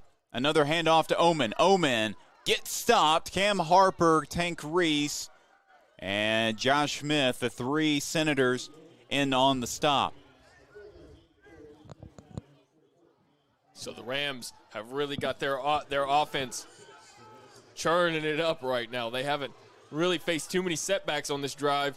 They haven't crossed the 50-yard line yet, but we got a late Senator coming on the field. Well, that was Josh Smith. He came on the field late because he had to switch out helmets. I'm not really sure why, but he switched out helmets, and a little extra pushing and shoving after the whistle. That was a nice job by Michael Hayes to keep a cool head there and don't overreact, because this is not the game where you want to be giving free yards away at all. Yeah, that was a long and hard block by senior wide receiver Ben Vincent on Hayes, and he put Vincent to the ground and was able to keep his cool, like you said. Handoff, Omen. It's a short run. He's got it. First down for the Rams. Right at the line of scrimmage. They're going to give it to him. The Rams are eating up a lot of time on this drive. Almost a 5-minute drive already, and the clock's still ticking. they're really just leaning on that running game from Omen and throwing it when they have to. They're really not getting too creative out here. Well, they don't need to. Just 2, 3, 4 yards per carry is all they're asking for, and that's what they're getting every time. Walcott, now they're going to throw on first down. Ballard breaks away for a big catch, and they're going to say he's in. What a toe-tapping catch by the senior Ryan Ballard. Man, he's got some speed, and if you blink for 1 second, he'll be 10 yards past you. They've got this deep ball dialed up for them here in this ball game. And I think it caught the Senators off guard. They haven't been throwing the football much on those first 2 downs, mostly on third if they've needed to. I think that caught the Senators sleeping a little bit. Still the threat of the passing is there. Omen, he is stopped. I believe Ahmad Booker, one of the Senators, in to make the tackle.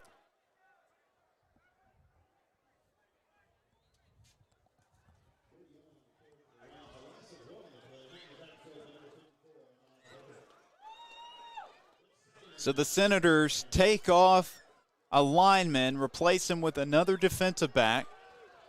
It is 2nd and goal from the 9-yard line.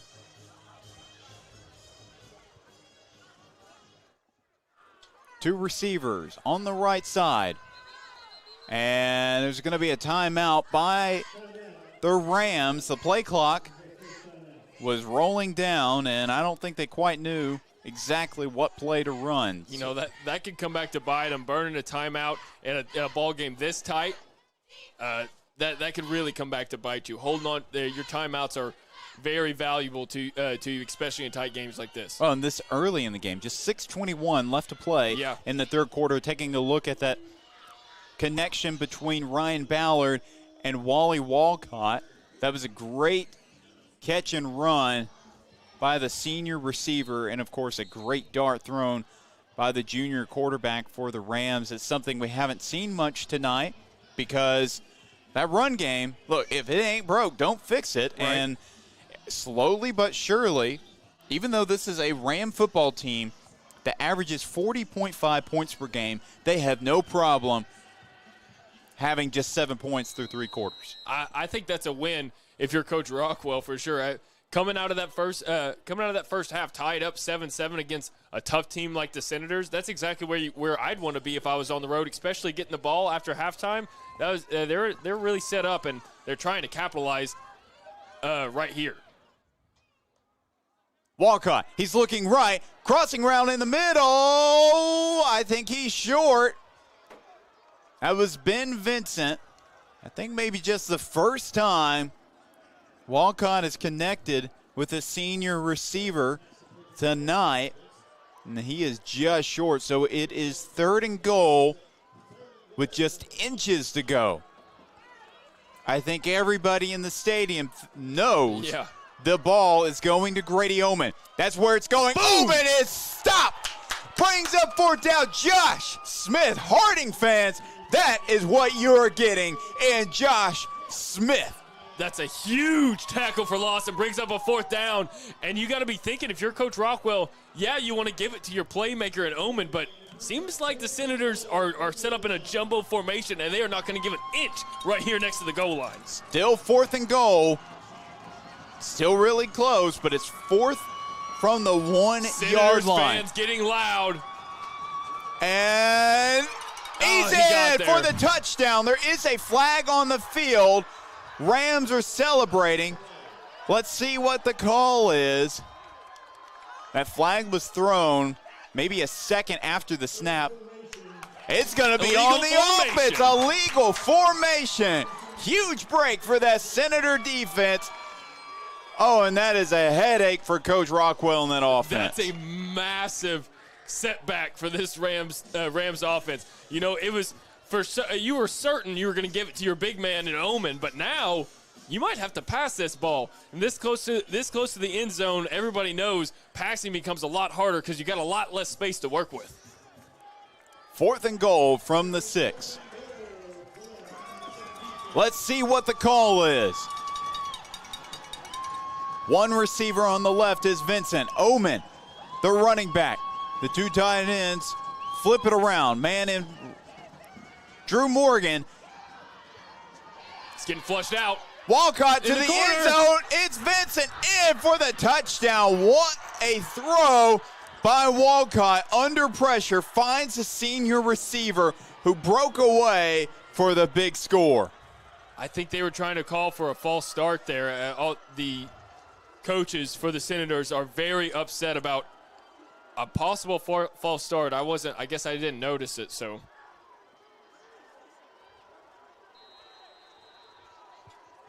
But now Viscardis is on for the First Community Bank extra point attempt.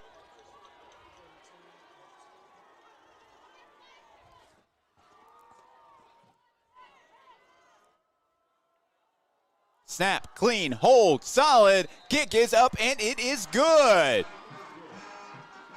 So the Rams take the 7-point lead over the hometown Senators. Let's hear from our sponsors. Here at First Community Bank, we believe that investing in our communities provides us all with a brighter future. And it's something we've been doing since we were founded in 1997. We're proud to support the Senators and everything they do, not just because they're great athletes, but because they represent what makes community so special. People coming together to work hard and make something amazing happen. When you bank local, everyone wins. Go Senators! First Community Bank, where community comes first. If I'm Coach Escola, what I'm telling my team is this is the games you live for, folks. Yes. This is why you practice all summer long for games exactly like this. In the playoffs, you're down 7, come out here and make a statement if you're on offense. That's exactly what you got to do, and I know that this team right here has got the mental fortitude to come out here and do exactly that. The Senators flipping around their kick receive formation.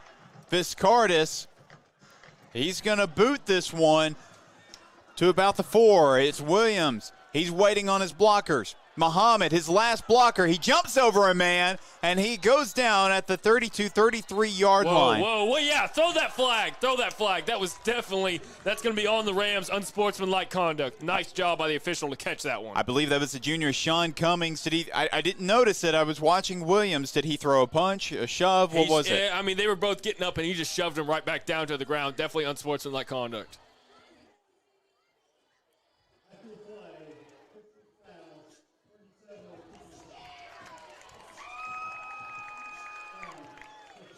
So the Senators will have some more yards to work with, and the Rams back up a bit more.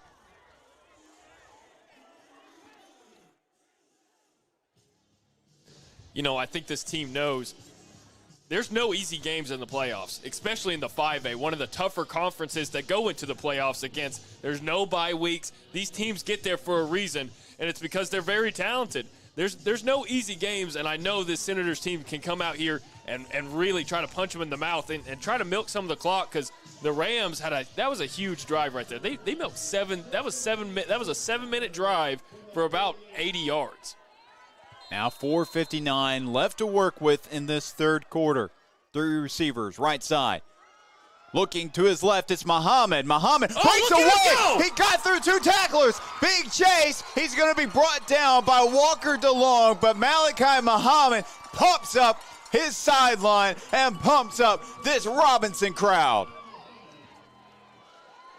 What a play, though. That was a nice little 10-yard stop route, or a 5-yard stop route for Muhammad, and he breaks the tackle and he explodes for a 30-yard gain. That's exactly what the Senators needed. 2 receivers, right side, 1 on the left. Thomas, he's going to get the handoff. Thomas, following his blockers, he gets tripped up, only gets maybe a yard or 2 on the first down carry. Maybe just, they're going to call it 1 yard, so they will be right in the red zone at the 20-yard line.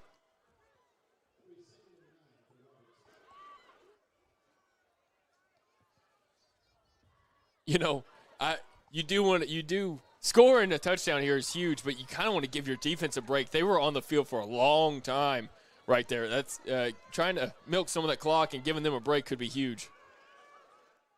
Braden Oh, he's looking for the end zone almost intercepted. He was looking for Tatum Hayes, and that was one of the top corners in the 5A South, Zach Haywood, on the coverage, breaking up that pass. Tyson Braden really caught a break there because that was telegraphed. He was right on top of it, just couldn't come up with the catch.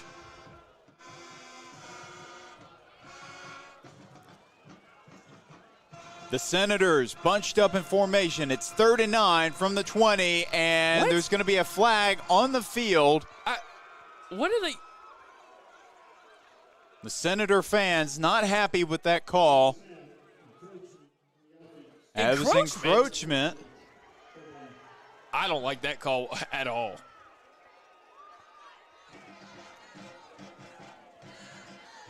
Encroachment? I didn't see it. They put him in motion. I mean, did he take a step towards the line of scrimmage? Looked like he was running to the sideline, but okay. The Senators bring in some different wide receivers. Michael Hayes and Jaden Todd on the right side. Malachi Muhammad on the left. Hayes in motion. It's 3rd and 14. They're going to have to go long here. Braden looking sideline. He's got Todd. Todd tackled by Haywood. It will not nearly enough for a first down, but 4th and manageable. If you're Coach Escola, looks like he's going to go with John Tate to kick this field goal. Just his 5th field goal attempt of the season. I think that's a smart decision by Coach Escola. Tate is very reliable. He was inexperienced. We saw him kick last season. He did a really good job field goal wise. So let's see if he can pull this one off. Braden, the holder. Snap is good. Kick is good. So John Tate knocks in the first Community Bank field goal attempt. Points are points, and that's exactly what you needed if you're this Senator team, because you are really expecting this one to be a tight ball game, and you got to have faith in your defense. We've seen the Senator defense go out there and make stops, so maybe they could make a couple adjustments from the last time that we saw them out there and come up with a turnover, or just a huge stop. So let's see what happens here on this drive. Well, it feels like this might have been the most time that Senator offense has let that Senator defense sit and rest. So maybe it's cold. You're almost ready to just go back out on the field and get your legs moving. Get those legs churning and ready to hit somebody. John Tate, after cashing in on the first Community Bank field goal attempt, he's on for the kickoff.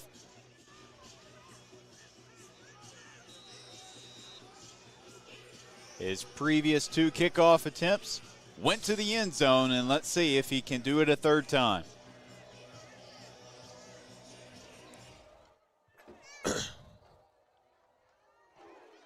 And this was a high one, and it will bounce right in to the end zone for the touchback. If that would have taken one more bounce the other way, they might have been in a tough position. Yeah. So Wally Walcott and Grady Oman, the 2 marquee names for the Rams, come back out onto the field to try to add to this 4-point lead. Appreciate everybody tuned into this broadcast. Whether you're a Senator fan, a Rams fan, or just a football fan, go ahead and hit that like and subscribe button. We like to highlight these young men's achievements on the field week in and week out. So make sure you tune in every single week to watch some great football here on Friday nights. Walcott looking right side. He's got his man open. An uplifting tackle. Holding. And there is a flag. Tank Reese was one of the Senators in to finish off the play, but it was Kyron Grimes and Corey Crusterson that got to him first. So the Rams going to back him up a little bit here. Hey, that's exactly what you needed if you're the Senator defense. Push them back. Keep them way behind the sticks, and things might work out for you. So it will be 1st and 20 from their own 10-yard line. I want to see a guy like Caleb Doucette get in that backfield, which I think they're going to hand it off to Omen right here. But if it's a pass, I want to see Caleb Doucette get back there and get a big sack on this possession. Well, their long passing plays haven't taken much time to develop. He's going outside again, this time finding his wide receiver, number 13, Jonathan Prather, for the first time today. Or actually, yeah, just the first time, and 2 targets.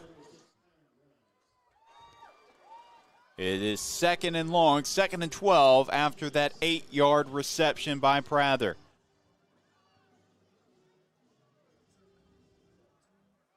We have seen 2 sacks so far this evening by that Senator defensive line. Now's a perfect time for them to add a 3rd. Pressure coming. Fake. Pressure. Walcott trying to get away. He's and not going to get anywhere. Sack. What did I say? Perfect timing. Senators played him back, and Walcott, I believe he'll have to take a play off after losing his helmet. That was Darnell Clark, Dominio Patterson, Corey Crusherson, all back there to make a huge stop here in the Senate chambers. That's what the backfield is when those guys get after it. So I'm not sure who the quarterback is for the Rams. They might be. It is 3rd and 16 from their own 14-yard line. It looks like it's Ryan Ballard, their star receiver, has some experience at quarterback, but has not thrown a pass this year. It's going to be an option to Ballard. Ballard trying to make something happen, doesn't, and the Senators force 4th down. That coaching staff not happy. One of the Ram, I think it was maybe Omen or somebody, was blocking. Out of bounds? Well, he was blocking either Tank Reese or Jaden Todd. It may have been Todd, and blocked him all the way out of bounds, pulled a blindside block, well, blindside as in the movie Blindside block on that Senator defender. No call. This is a Robinson Sports Network, like you can see in the chat. And trust me, if there's a great play on the other side, I will give them a shout out. I love watching these young men's talents, both sides of the ball, but we are a little biased. This is the Robinson Sports Network. Deuce Williams receives the punt. He's going up the right side, follows his blocker, Muhammad. Block in the back. Yeah, it's going to be a block in the back by Michael Hayes. Williams brought down by his britches. Darnell Clark flops, and there's another flag on the field. A little bit of chaos just suddenly ensued. The first flag was definitely a block in the back by Michael Hayes, trying to come up with a block. But I'm not sure what that second flag was for. It was after the whistle, after the play was dead. And I'm not sure which side it's on. The referees are going to discuss this. If it's the Senators, that's 2 penalties that could send them backwards.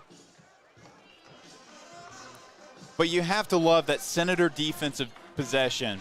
No, that's exactly what you wanted to see, and that gives Coach Escola a lot of faith in leaning on that defense later on in the ball game. If he needs to make a tough decision on whether to punt it or not to punt it, he knows he can count on this defense to come over the stop when they have to. And I just want to shout out Michael Hayes. I think he tried to get away with that little block in the back, act like he didn't do it right there, so that was funny. But definite block in the back on the Senators. I'm not sure why Darnell Clark flopped. I don't know if you saw that. He just kind of –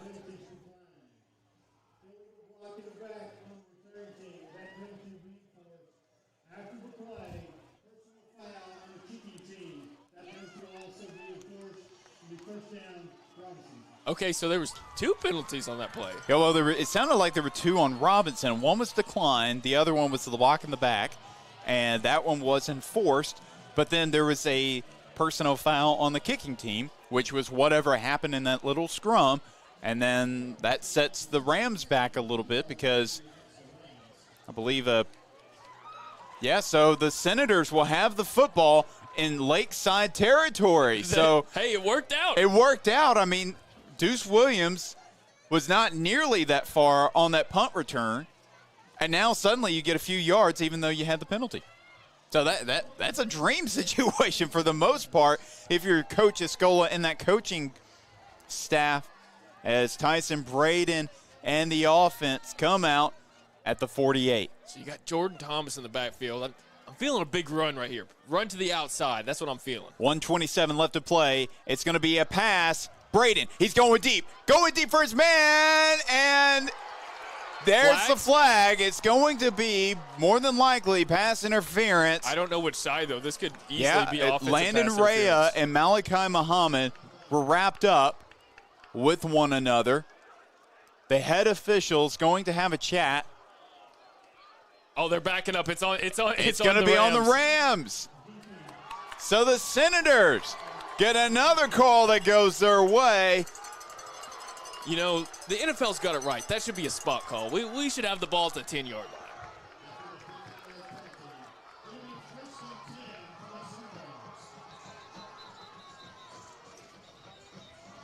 And there's going to be a timeout taken by Coach Rockwell and Lakeside. Burning another timeout, and they haven't even gotten to the fourth quarter yet. They only have one timeout remaining. Well, I believe he might be trying to get his team under control.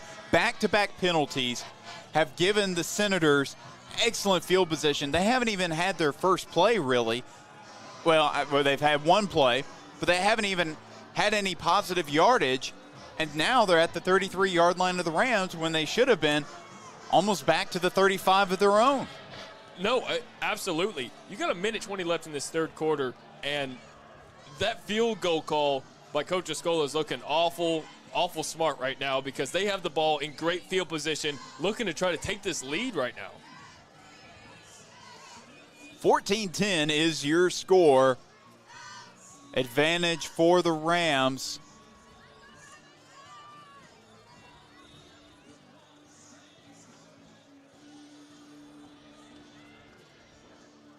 Play clock has not started yet. I'm really sure what the stoppage is.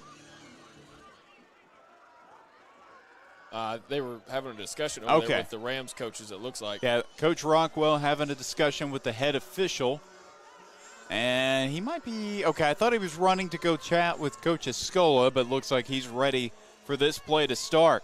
Hey, I don't know if I've ever told you this, but I'm a 49er fan, so I I don't have the best affinity towards Rams already. So that's me. Well, I know you're a 49er fan, but you're also a Hog fan. Did you know that Brandon Allen's going to be starting? Of course. You think I didn't know that?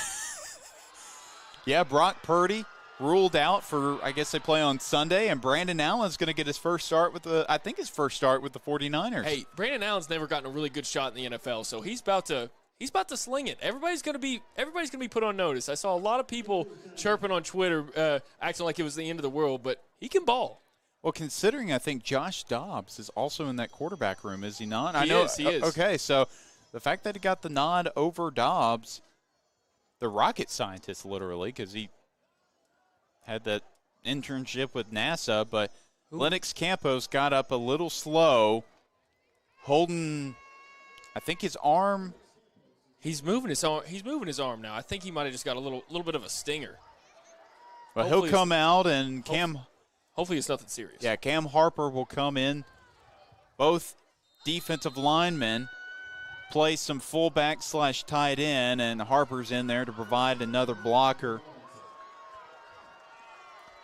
You need a decent game right here to try to make it a third and manageable. 2nd and 9 from the 32. Hayes in.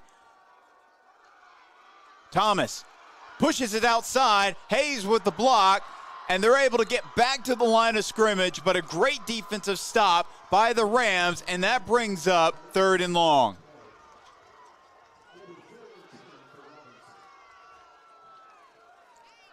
So if you're Coach Escola here, you've got about a 4-second difference between the play clock and the game clock. Looks like they're going to try to run one more right here before the end of the third quarter. 3rd and 10 now from the 33. Williams in motion. It's going to be a screen pass to nobody. Nobody was open. I think he was looking for Thomas, but the pressure came all of a sudden, and now Coach Escola has a decision to make. Leave his offense on the field or attempt a long field goal. We've talked about it. I've seen John Tate with the leg. John Tate we've seen him kick some 50-yarders in practice and warm-ups, but Haven't seen it in a game as long so far this year is 45. Cam Harper is going to go back on the field. That offense is staying on the field. 10 seconds left on the play clock. You got to be thinking, too, how much does 3 points do for you here?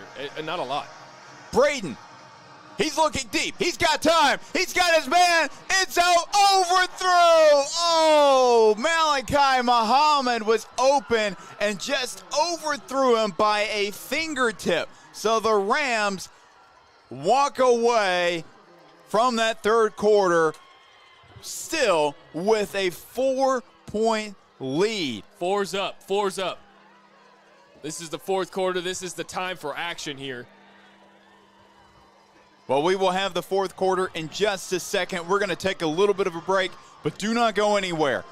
4-point game starting in the fourth quarter right after this message from our sponsors. I would say school choice is a great option. You can do your research like we did.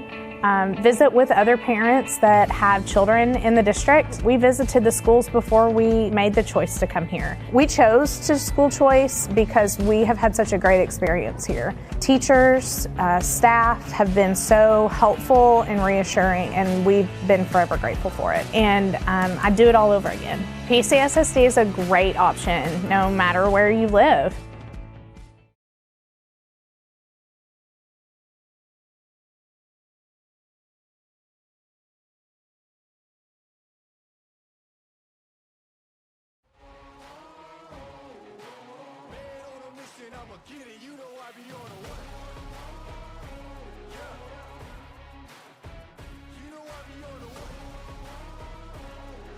And welcome back to Senator Football on the Robinson Sports Network. Fourth quarter play just about ready to get started. The Rams have the football. Omen with the handoff. Omen breaks away, and he gets maybe 5 on that first down carry.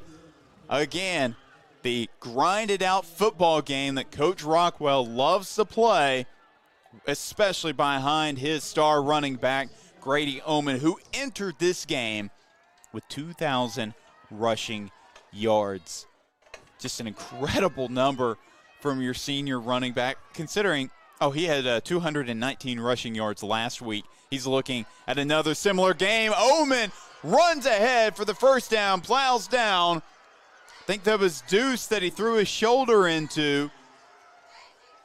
Williams is okay, but he'll end up with a nasty bruise after that one. Omen is he's a big back, and he's not afraid to lean that shoulder into anybody that comes across his path. Listed at 5'11", 215 pounds. That's probably 215 of solid muscle right there coming right after you. I'm glad I'm up here in the broadcast booth and not down there on the field. Another handoff to Omen. Omen, he's going to be stopped eventually by Reese, but not before picking up about 7, maybe, no, they're going to call it 6 yards on that first down carry. The Senators have asked a lot of their defense tonight, and they're asking even more. They've got to try to come up with a big stop, because if they don't come up with a stop right here, things are going to be looking a lot different for sure. 2nd and 4 from the 48-yard line of the Senators. Expect another run here. Shovels to Omen. Omen, he's got the first down, brought down by Joshua Smith. You know, the Senators' defense, they're handing it to Omen every single time, and I know he doesn't fumble a lot, but you've got to be trying to throw some fists onto that football and try to poke that ball out and try to come up with a fumble.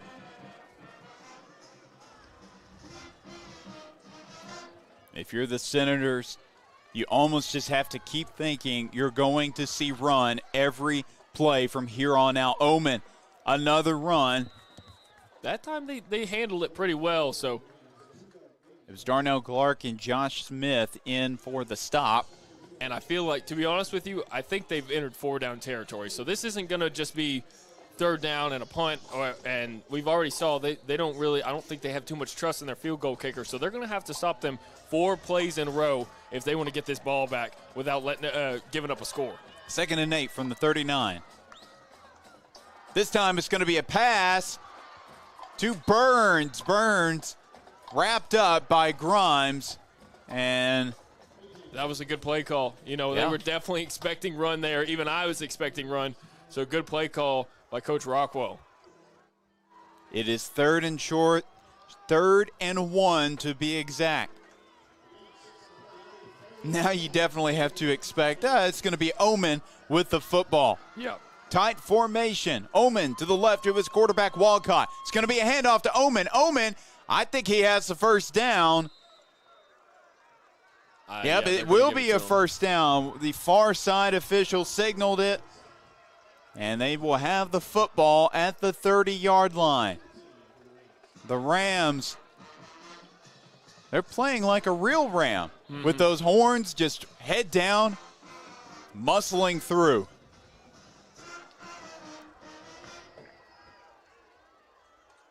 I believe that is no longer Grady Omen at running back. No, that is not. That is actually Peter Omen. So if you're a 5A South team, you're going to be playing against another Omen brother as he is stopped at the line of scrimmage. You saw, I don't know if you saw, before the play was even over, Omen started running onto the field, coming right back. Yeah, he's ready to go back on the field, and I believe he's out there again. I haven't seen big number 44 yet. He may be in the middle of that pile. No, but he is. I saw him come off. I saw him come off the sideline. If my count's correct, I think that was just his first play that he had not been on the football field for on offense. I think you might be right. And interesting that they would go with his brother right there. Now going to the outside, Josh Smith got pretty close to breaking that out ball? that. That looked like it. That looked incomplete to me. Yep, that was a catch by the junior quarterback, Jonathan Prather, who's having himself a night.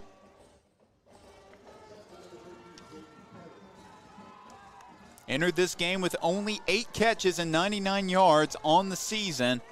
He has 2 tonight. Omen, he's going to be stopped. It's going to bring up 4th down. That will bring up 4th down. It looks like 4th and 2 will be the count. 4th and 2 from the 22-yard line. You got to sell out for the run right here. I don't care what happens. You got to sell out for this run and do not let Omen get past that line of scrimmage. And that's what they're doing. They're loading up the box. The Senators ready for the run. A.J. Burns, the lone receiver, he's out left.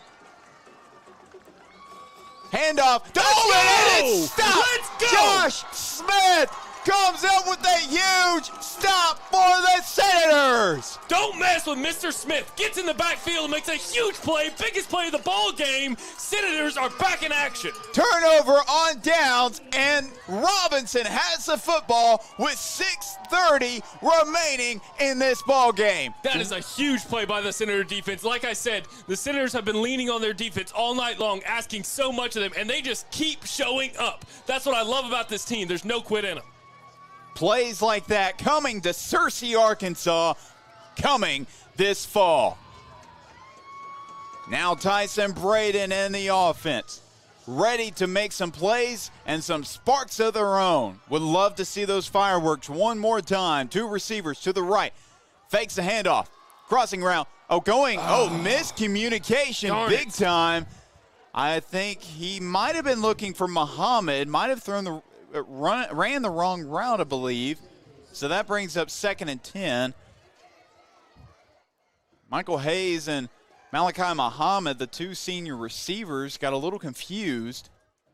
You know, if you're a fan of football, it's hard. You can't really ask for much more than what you've seen here tonight. This is a classic 5A playoff football game here in the state of Arkansas, one of the best ones tonight. And talk about competitive. This has been a knockdown, drag-out type of game, and I'm loving it.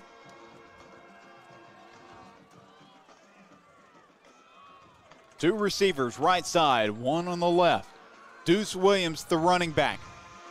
Braden, he's under pressure. Another play. He was looking for Lennox Campos. The Senator fans want a flag as Campos looked like he was being held. The coaches not happy with that either. Honestly, that brings up 3rd and 10. You've got 3 timeouts. You might need to call a timeout and figure out what's going on. Coach Escola was looking around on his sideline asking, what's going on with the play calls? Why are they not getting across to these receivers? Everybody seems confused when they're running their routes right now. 4 receivers on the field. Tatum Hayes on the right. Michael Hayes in the slot. Caden Pettis and Malachi Muhammad on that left side. It's going to be a pass to Deuce Williams. Deuce Williams.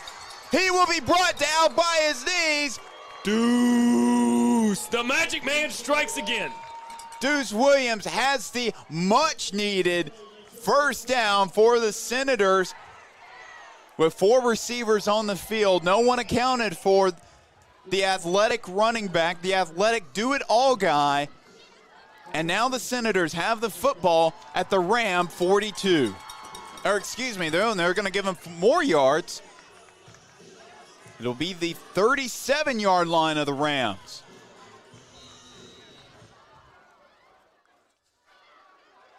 Jordan Thomas, the running back. Hand off to Thomas, the senior. He's going to break through. Look at him go. He jukes a man, and he's in the, not the end zone, the red zone of the Rams.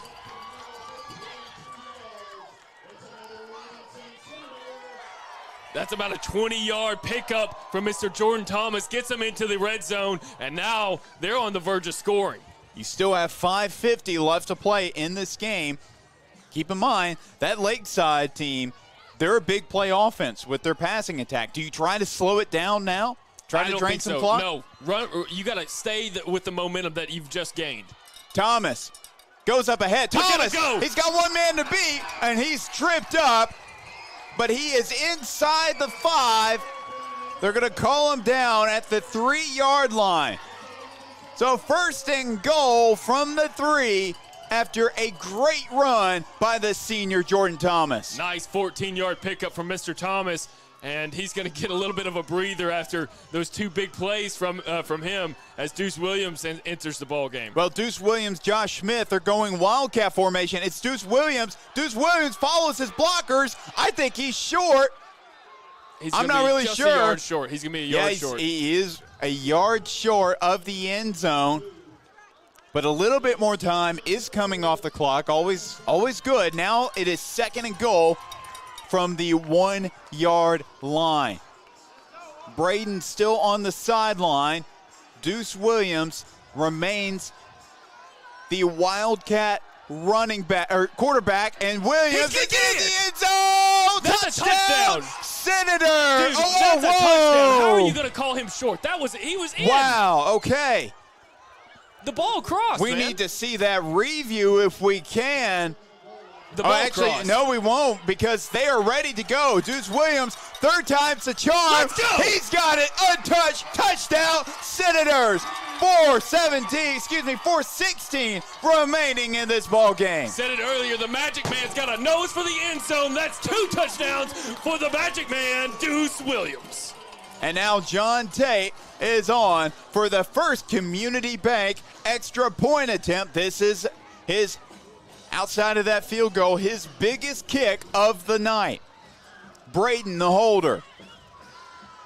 Snap is good. Kick is even better. When you bank local, everyone wins. That's why we're proud to support the Senators and our community. At First Community Bank, we're all about helping our neighbors thrive. We know that when you bank local, your money stays right here in town, which means businesses can thrive and people can get things done. But that doesn't mean it has to stop there.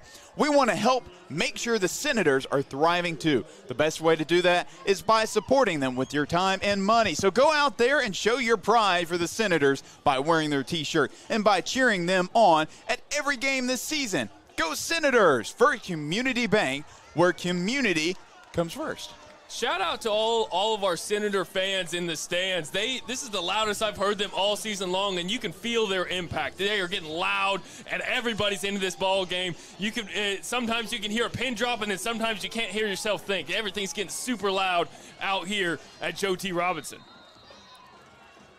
And the Robinson band helping this crowd get fired up, but that kickoff is going to go Did it go out of bounds? Yeah, it did. I see the late flag. So that's an unfortunate error by the Senator Special Teams unit. That's definitely not what you want to see if No. you're Coach Escola, because now you're giving them pretty good field position to start this drive. I believe it's the 35-yard line is where they will start this drive, a potentially game-winning drive or game-tying, when they could have had that football at the 20. Talk about how things can shift. Earlier, I feel about like 7 minutes ago, it felt like nobody was going to stop the Rams and they were going to go into the end zone and put this game away. Senators come over with a big stop and a score of their own, and now we've got a ball game. Grady Ullman doesn't get much, maybe a yard or two, and stopped by that tough Senator defense. Remember, Coach Rockwell, only one timeout to work with. The Senators have all three, but I imagine Coach Escola is going to keep them in his pocket.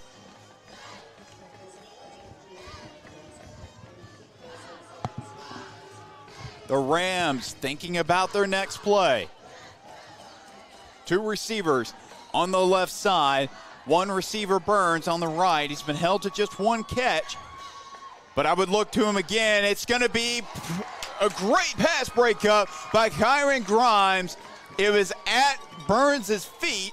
Would have been a tough catch, but the sophomore corner comes up with the big play and forces third down. This Senator crowd, like you said, the loudest they have been all year. This is definitely the biggest third down of the night. This is this could be make or break for the Rams. So let's see what they go to here.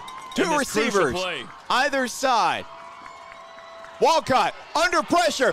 He's able to just get rid of it. The Senators force fourth down. Hey, that was Mr. Dominio Patterson flushing him out of pocket, and then you got Caleb Doucette coming in there, cleaning it up and making sure that he could not deliver that football. Great job from that defensive line of the Senators. The offense remains on the field. It is 4th and 8 from the 37-yard line. They bring out the all-reliable wide receiver, Ben Vincent. Grady Ullman goes to the sideline for just the second time tonight. He does have 10 catches on the season, but they send out 5 wide receivers. They have to have 8. Walcott looking middle. He's got his man open. It's Ballard. First down, and he goes out of bounds. Wait, there's a flag. There's a flag on the field. Oh, there is a flag. There's a flag on the near side at the 37. I don't know. What is it going to be? The head official and one of the other referees having a discussion. It came from the side judge, so this could either be a false start or it could be holding. I'm not sure what it could be. Everybody's holding their breath on both sides. No one knows what this call will be.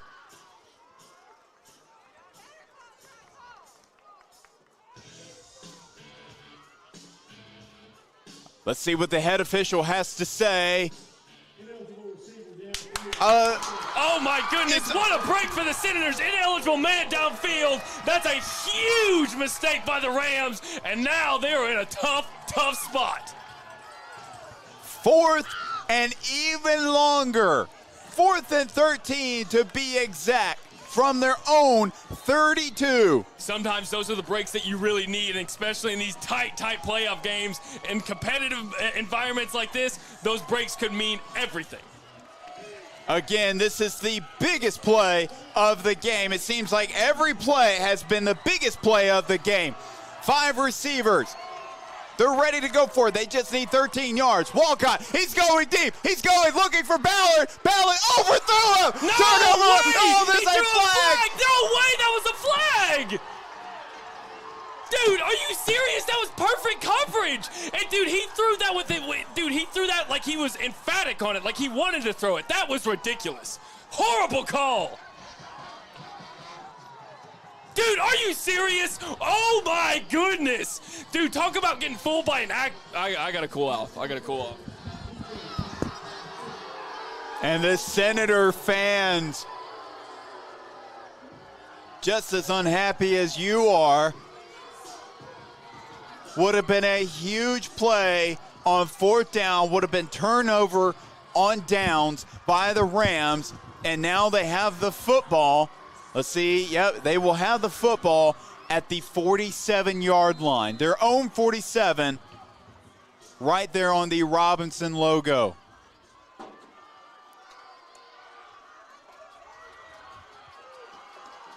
Omen heads back to the field. Two receivers on that left side, one on the right. It's going to be a handoff to Omen. Omen wrapped up by Campos. Nice He'll get job. a few. Nice job from Campos to go in there and make a sure-handed tackle and minimize that gain to only 2 yards.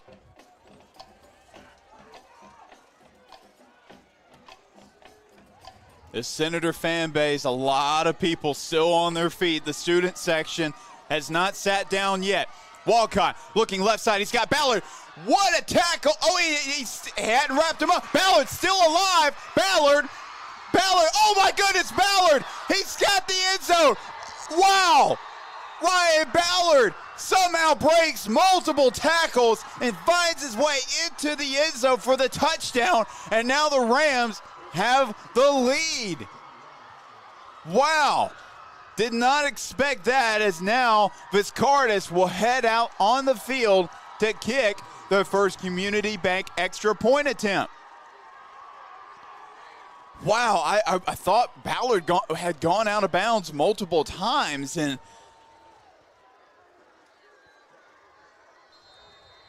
the Senators just shocked, but they will have 2:40 left to play. This is a huge kick, though, could put their lead to 4. Snap, solid, kick is good. So Vizcartis extends his lead back to 4. Hey, heck of a play right there. Yeah, the senior Ryan Ballard. Ryan Ballard, man. Hey, heck of a play. He broke a couple tackles and just nobody could bring him down. And those are the type of big plays that playmakers make when the lights are brightest. And this is definitely when lights are brightest so far in the season. So, okay, credit to him. That was a nice play. Good score for the Rams. And guess what? The Senators get to come out here and they get another shot to try to get this one in the end zone. 2:40 remaining in this game. That is more than enough time. And guess what? Remember, I mentioned this earlier. Coach Escola still has 3 timeouts to work with. He has all of his timeouts and 2:40 left in the ball game, and one of the best quarterbacks in the 5A classification and in the state of Arkansas who can sling this ball with tremendous accuracy. Deuce Williams, Malachi Muhammad, and Jordan Thomas all able and back to receive. It's going to be a short kick. It's going to bounce up to Todd. Oh, Jay Todd loses the football, but I think they jump right back on it. The Senators will have the football around the 25-yard line. They did not want the dangerous weapons that the Senators use for kick returners to have a chance to touch that football.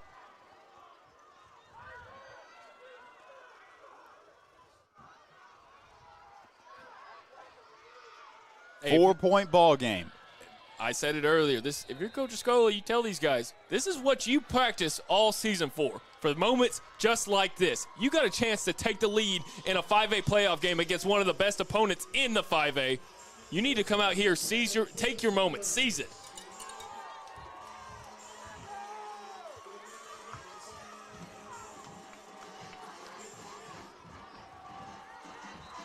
Two receivers, right side, one on the left, and a timeout by Coach Escola on the offense. Just the first timeout taken of the second half. He has 2 more left to work with. If you're Coach Escola, what are you telling your guys? I know you told him, I know you just said, you know, he's telling these guys this is what you work for, but what is he telling them to keep their head in the game right now? I mean, hey, it's a big moment. Just focus up. Do what you guys have practiced all week long, all season long. I think we all know what they're capable of. They just drove the ball down the field very quickly. What was it, 3 minutes ago? We've seen them do it. Go out there and do it again.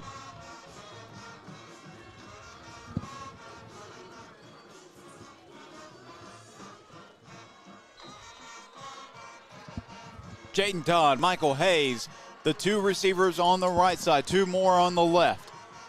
Braden, he's looking right. Oh, he's going deep. He's looking for Muhammad. Malachi Muhammad. Intercepted. Oh, No. he was dropped. He was dropped by Incomplete. Haywood. Incomplete. Wait. They What's the call? He signaled incomplete. Now they're saying he caught it.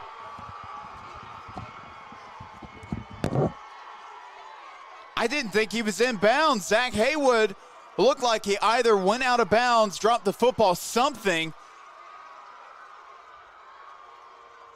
Wow.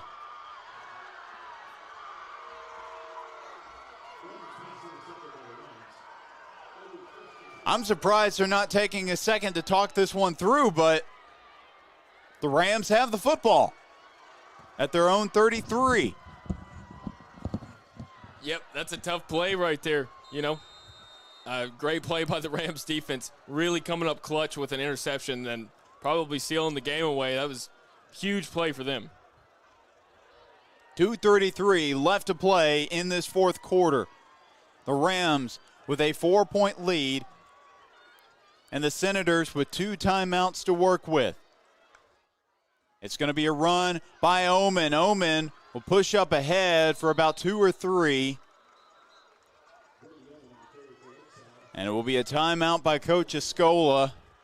And if you're Coach Rockwell, what you're telling Omen right now, hold on to that football with 2 hands. Do not let go of that football.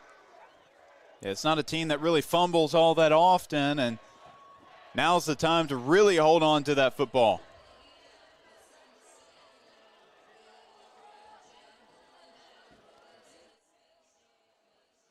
This Senator fan base has fallen quiet. They would love it if their defense would somehow come up with a big play, or if the Rams could like I said, make a mistake. I said this earlier. They've asked a lot of their defense all night long, and right now this is the biggest ask they've needed from them all night long. They've got to figure out a way to make a stop, make a big play, get a turnover, something, so they can get the ball back and try to take the lead.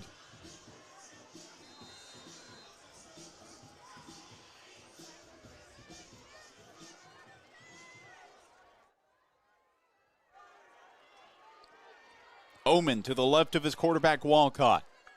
He gets the handoff, and it's a big tackle for loss by Caleb Doucette. That's going to bring up 3rd down.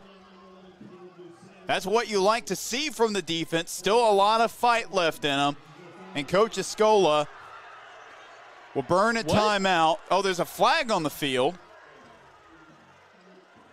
Oh, no. Oh, no. It's a personal foul on the Senators.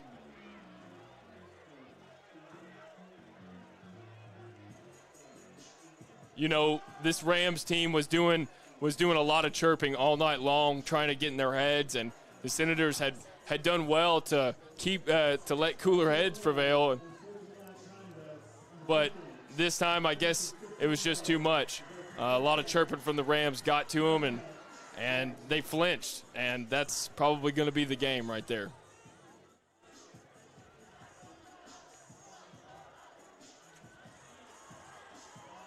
Unfortunate for the Senators to have it end this way.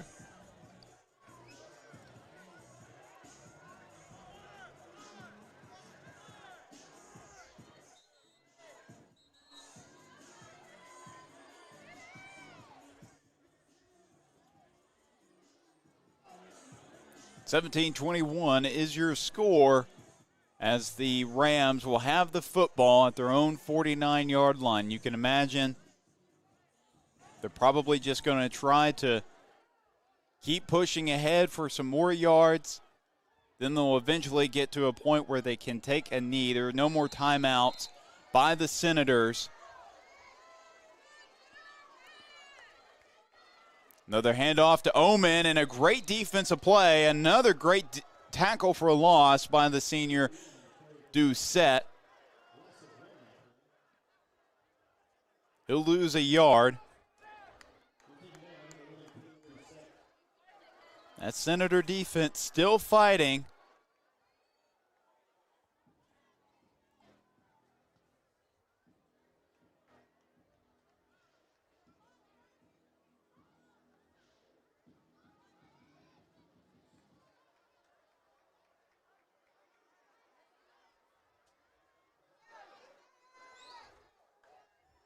Omen on the carry and gets stopped for a short gain. Again, Doucette in to make the tackle. That will bring up third down. Just about 1:30 left to play in this fourth quarter.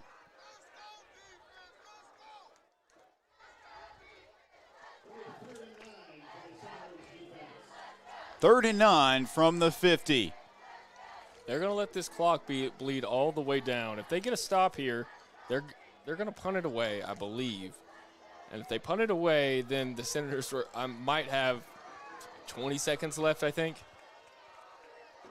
They still have a chance. This game is not over yet. Omen, another short gain, not enough for a first down. So there's about a 15-second difference between the game clock and the game clock and the play clock. So good chance that they take a delay of game penalty here. Well, there is a Senator down on the field. Not sure who it is.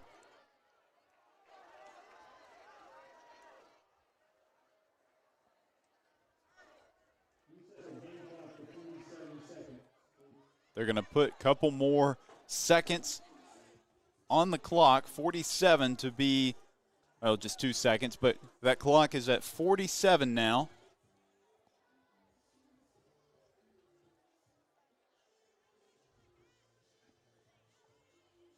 (17-21) is still your score. We appreciate everyone who is still tuned in with us. A lot of frustrations on the Senator side. Technically, this game is far from over. The odds are not in the favor of the hometown Senator crew, but as Cam Harper gets up, looks like he's holding his shoulder, but the senior gets up and he's headed to the sideline.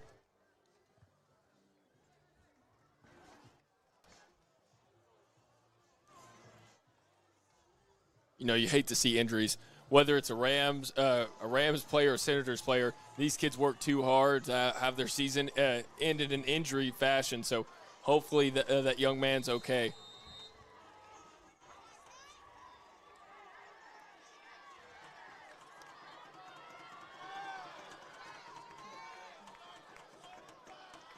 Rams not exactly happy with the clock. I think they said it started too late. Not really sure. But again, they're going to let all of this clock go down. They're going to take it. Yeah, they're going to take a delay of game here and then punt this ball away, which is going to leave them with about 10 seconds. It looks like. So the Senators, if that does happen, they have to have a big play.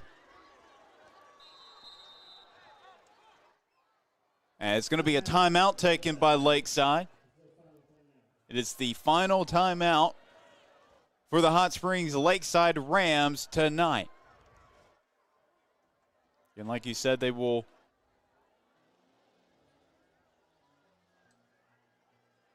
punt this football away. Deuce Williams has been the punt returner.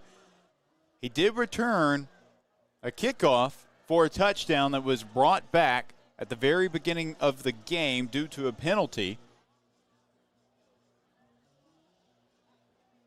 And he's a very dangerous kick returner. On the year, his 26 punt return yards, but 113 kick return yards. Has more after today's game. But the junior do-it-all player has done everything that they have asked of him.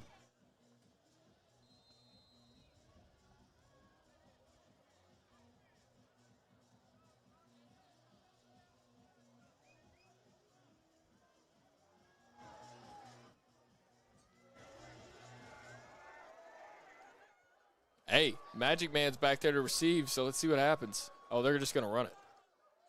Oh, they're just going to run it backwards, and the time will go off. Oh, there's flags all over the field. It might be on the Rams. Omen's just trying to run out the clock. The clock is dead. He slides. The Rams are celebrating, not so fast. There are 2 flags that I can see on the field. The Senators I think Tank Reese really thought he had been held, blocked in the back or something. The officials, there's 3 flags on the field. So, yeah. The Rams are celebrating. I think what happens here is even with the penalty, because there's 0 seconds left on the clock, they'd have to repeat the down, I'm guessing, so it's already over. So that's kind of a cheap way to end the game, if you ask me. But, hey, you got to do what you got to do to win. For the sake of it all, let's just hear from the head official. Holding on the offense. That penalty enforced from the previous spot will be one untimed down. Yeah, it will be an Untimed. one untimed down. You know, I didn't really know that coaches could come all the way out to the middle of the field, but Yeah, the Lakeside coaches did, and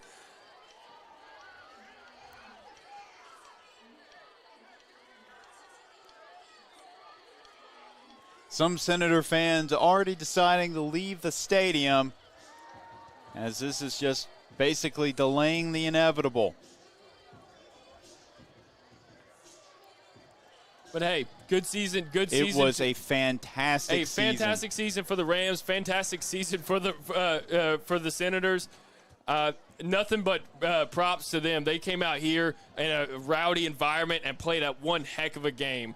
Walcott played outstanding. Omen outstanding as usual. So great job by that Lakeside Rams team. Nothing but respect for them as they continue their season, and good luck. I'm not sure if they're going to be going up against Camden Fairview or Farmington. I know it was a close ball game earlier on in the night, but they're going to be taking on the winner of that team. So good luck to them in their future. So let's see what the score is. So score is okay. So it looks like Farmington is going to come away with the win against Camden Fairview, 41-21 at the end of the fourth quarter. Only 50 seconds left. So good luck to the Rams taking on Camden Fairview. I know they met earlier in the season, so that should be a good one. But talk about the Senators, man. There's not much more you could say. Just a fantastic effort here tonight. I know things didn't bounce their way.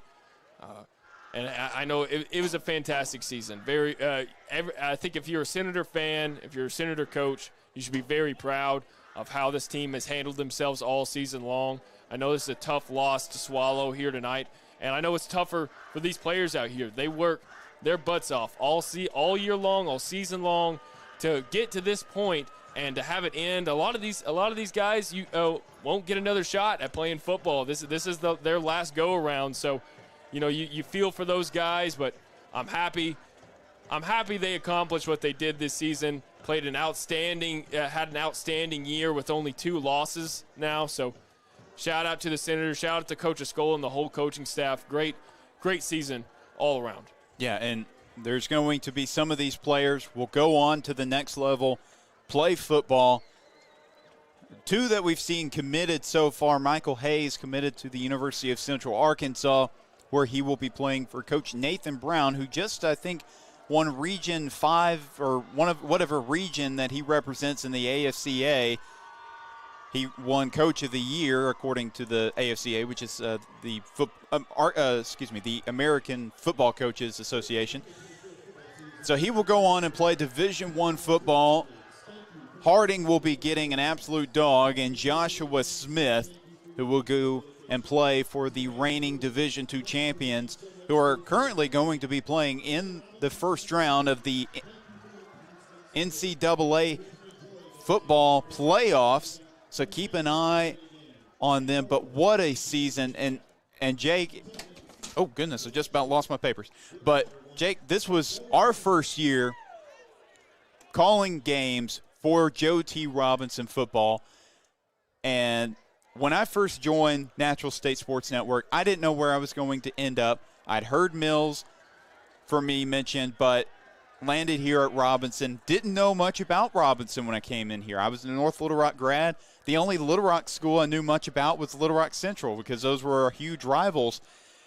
But I have just embraced Joe T. Robinson, the tradition, just the play, and really love to get to know Coach Escola. He is a fine coach, and he's a great guy who cares so much for his players, for this fan base, and this fan base is incredible. They travel well, and they support their team through all of it, and you can see the outpouring of fans heading out onto the field, going there to console their friends, their family, their classmates. It's a great football school. It's a great school, great community, and I'm so glad that I had the opportunity to call football games for the Senator community. Absolutely. I feel the exact same way. I appreciate more than you know the opportunity to come here and let me call these football games for all you Senator fans out there and try to highlight these young men's athletic talents on the field and off the field. You spoke about their community. There's so much community that they just really ride behind this school, and I can't say how thankful I am for Coach Escola and the school and the Pulaski County Special School District for giving me and the Natural State Sports broadcast the opportunity to come out here and really highlight these talents of these young men. I really do appreciate it, and I'm happy that I got to call this season with you, Chris, and it really was a blessing, and I'm hoping, hopefully we'll meet again next year. Yes. We can come back and repeat it. I'm not sure how things are going to shake out, but I would love nothing more than to come back here next season and be y'all's broadcaster again, because I had a blast this year, and I'm sure you did as well. Oh, of course, and I've loved working with you, Jake. And, look, there's so many guys on this roster that this is, like you mentioned, their last game of their career, but of their football career. But there are so many guys on this Robinson roster that have impressed me so much this year. Look, at Ouachita Baptist University, I was just fully engaged in college athletics. Since taking this job, fully engaged in high school athletics. I've been just so caught up in the world of Arkansas high school, not just football, but sports. And there's so many guys that I really look forward to seeing how their career unfolds. Tyson Braden, this is his first and last year with the Robinson program, and he has multiple offers to play football at the next level, so I'm really interested to see where he ends up. There's so many players that also have offers from both offense and defense. Really interested in seeing where they end up, but there's going to be a lot of players back next year. Mm-hmm. If you are a Senator fan, don't be too sad, because there's going to be some great players. Of course, you're going to be missing your top running back, your top quarterback, and your top receiver, Malachi Muhammad, all seniors, and some great defensive linemen are also going to be graduating. But then you bring guys back like Deuce Williams, Charles Petty, Dominio Patterson, just so many guys that are just incredible on their sides of the field. But again, we want to thank you all from the Robinson Sports Network for tuning in every game. And though the Senator season comes up shorter than what was hoped, it was still a fantastic year, making it to the playoffs, going 10-1 10-2 now, 9-1 in the regular season, 7-0 in conference play. There's not much more you can ask from your team. Penalties hurt them in this game, but they fought hard. They never gave up. Even when the game looked to be over, they still fought hard and fought to the final buzzer. And before you close this out, I want to give a big shout out to Avery, our producer, and everybody that worked with us on camera, on the camera crew. They did a fantastic job for these broadcasts week in and week out. And I definitely appreciate all the hard work that they put in to make this broadcast the best product that we absolutely could. Yeah, and Sam is on the field cam. I'm not sure where he's at right now. Caden's up top for the main camera, and thank you both Robinson students, by the way. Thank you both for helping us out all year long. I say help, you've been getting paid to do this job. So, but anyway, just thank you all again, and of course, thank you, Avery, for being such a great producer all year long. And again, fantastic football season. It's going to be basketball season. Basketball's already started, but if you're a Robinson fan, you have basketball to look forward to, and then eventually softball and baseball to look forward to. So sports aren't over, But I know if you want to keep up with both Jake and I know Jake is doing some basketball commentating with Sylvan Hills High School. I will be doing a Little Rock Central basketball. I don't know when my season starts, as that is a different school district, so kind of a different situation there. So probably we'll start conference season is when we'll start broadcasting games. But thank you again from all of us here at the Robinson Sports Network for tuning in all season long. For all of you that are still watching, be safe, have a great evening, and until next time, go Senators!